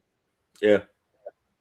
From where I heard that, if I'd walked straight 100 feet down and hit the water, that's where that island is where I found those tracks later. Same place, same exact spot. You know, I never used the scent blocker thing whenever I was hunting. Well, not the spray. I used the clothes and everything, but it just goes to show that that's at least twice that you were right there and they probably didn't know you were there. So whatever you were doing must have worked good on the deer. Yeah, that does. Man, I've killed a bunch of deer. But between those two times, the motorcycle and then the samurai chatter, that's the most afraid I've ever been in my life for anything. The one that absolutely startled me, and it was over so quick, but the one that huff grunted or growled at me when I walked past it. Yeah. And I'd walk within 6 feet of that one. I'd walk right by it, and the damn thing huffed at me. Now that I like to turn inside out that night. Yeah. Well, the one at the gate that you talk about where you did the whoop to it, that one would have bothered me getting that close to it. Yeah, that was a bad day too. But now I had Al and his buddy standing there with me, so that took a little bit of the edge off. That was still a brown shorts moment. No doubt. Next time we'll talk about other stuff, but the one about where it ran up the hill and you saw it bust out and run up the hill. We got to talk about that one too. But y'all, we are 2 hours and 40 minutes into it, so we'll wrap this up here. Like I said, he has a ton of stuff he hadn't talked about. He hadn't talked about anything that's happened in the past few years, but I mean, I've had so much stuff that it goes to running together. Now, I'm going to go ahead and give it the honorable mention. Look, it's going to be the August the 8th, McMinnville, Tennessee. Y'all, if you're going to be anywhere around Tennessee or want to drive a little bit to come to a good conference, that'll be the Tennessee Wildman Conference. It'll be in McMinnville, Tennessee. Pull it up online. I'll try to put a link on our Facebook page. Kumbo's going to be speaking. Hellbent Hauler's going to be there. I can't remember who all the I think MK Davis is going to be there. MK and I was trying to think. There's several going to be there. I can't remember who all. But now Roger is going to have a booth in the where you call it, like the vendors are set up. There'll be Hellbent Hauler have a booth where you can talk to them, and Kumbo's going to be there. MK, like you said. But look, they got all kind of neat stuff, Bigfoot apparel, trinkets, whatnots. It's pretty cool. A lot of people be walking around. But we're going to have a Woodwalker booth there. So y'all come check us out. I'm going to bring a bunch of T-shirts again. And like I said, it's supposed to be me and Roger. He'll have his Squatch and Holler booth, and we'll have the Woodwalkerz booth next to him. But Aunt Burby's going to be there, her and Barry, and Warren and Abby. And if nothing happens, Squirrel's going to be there. We're going to have her signing autographs. I looked it up. It's almost 7 hours away from me, so I will not be there, but I'm sure y'all will have a good turnout. It's a pretty big conference. A lot of people go to it. So yeah, it's going to be I mean, the last couple of years, it's been really good. I mean, I really had a ball last year. I mean, I was sick. I didn't feel good but I had a good time, met some really great people. But it's cool, y'all. I mean, you get to see a lot of folks. Flat Rock's gonna be there. I'm gonna have Flat Rock hang out with us. There you go. So, but yeah, y'all, if y'all can get up there. Hillary's done click the link on there for us. Look at you. Thank you, Hillary. Thank you, Hillary. She's gonna keep on. She ain't no Gary Spikes yet, but my goodness, watch her go. All right, well, y'all, thanks for joining us today. Don't forget, does Sherry and them got a SAS show today? I do not know. But hey, everybody, keep Judy Wheeler in your prayers. Yeah, she's still going through it in the hospital. So yeah. Y'all, don't forget Oddcast podcast in a little bit too. Is that tonight? Should be, I think. Don't he do one every Sunday? I always get tied up. I try to catch it. Chad said something earlier. I don't know. It's hard to keep up with chat and do the other stuff at the same time. Yeah. Gary said SAS is tomorrow. Okay. Cool. All right. Anyway, we're gonna get off here, y'all. Thank you for joining us. We'll do a part 4 with Greg. Talk to y'all later. Big love. Love you. Big love, everybody. See y'all. Thanks. Bye.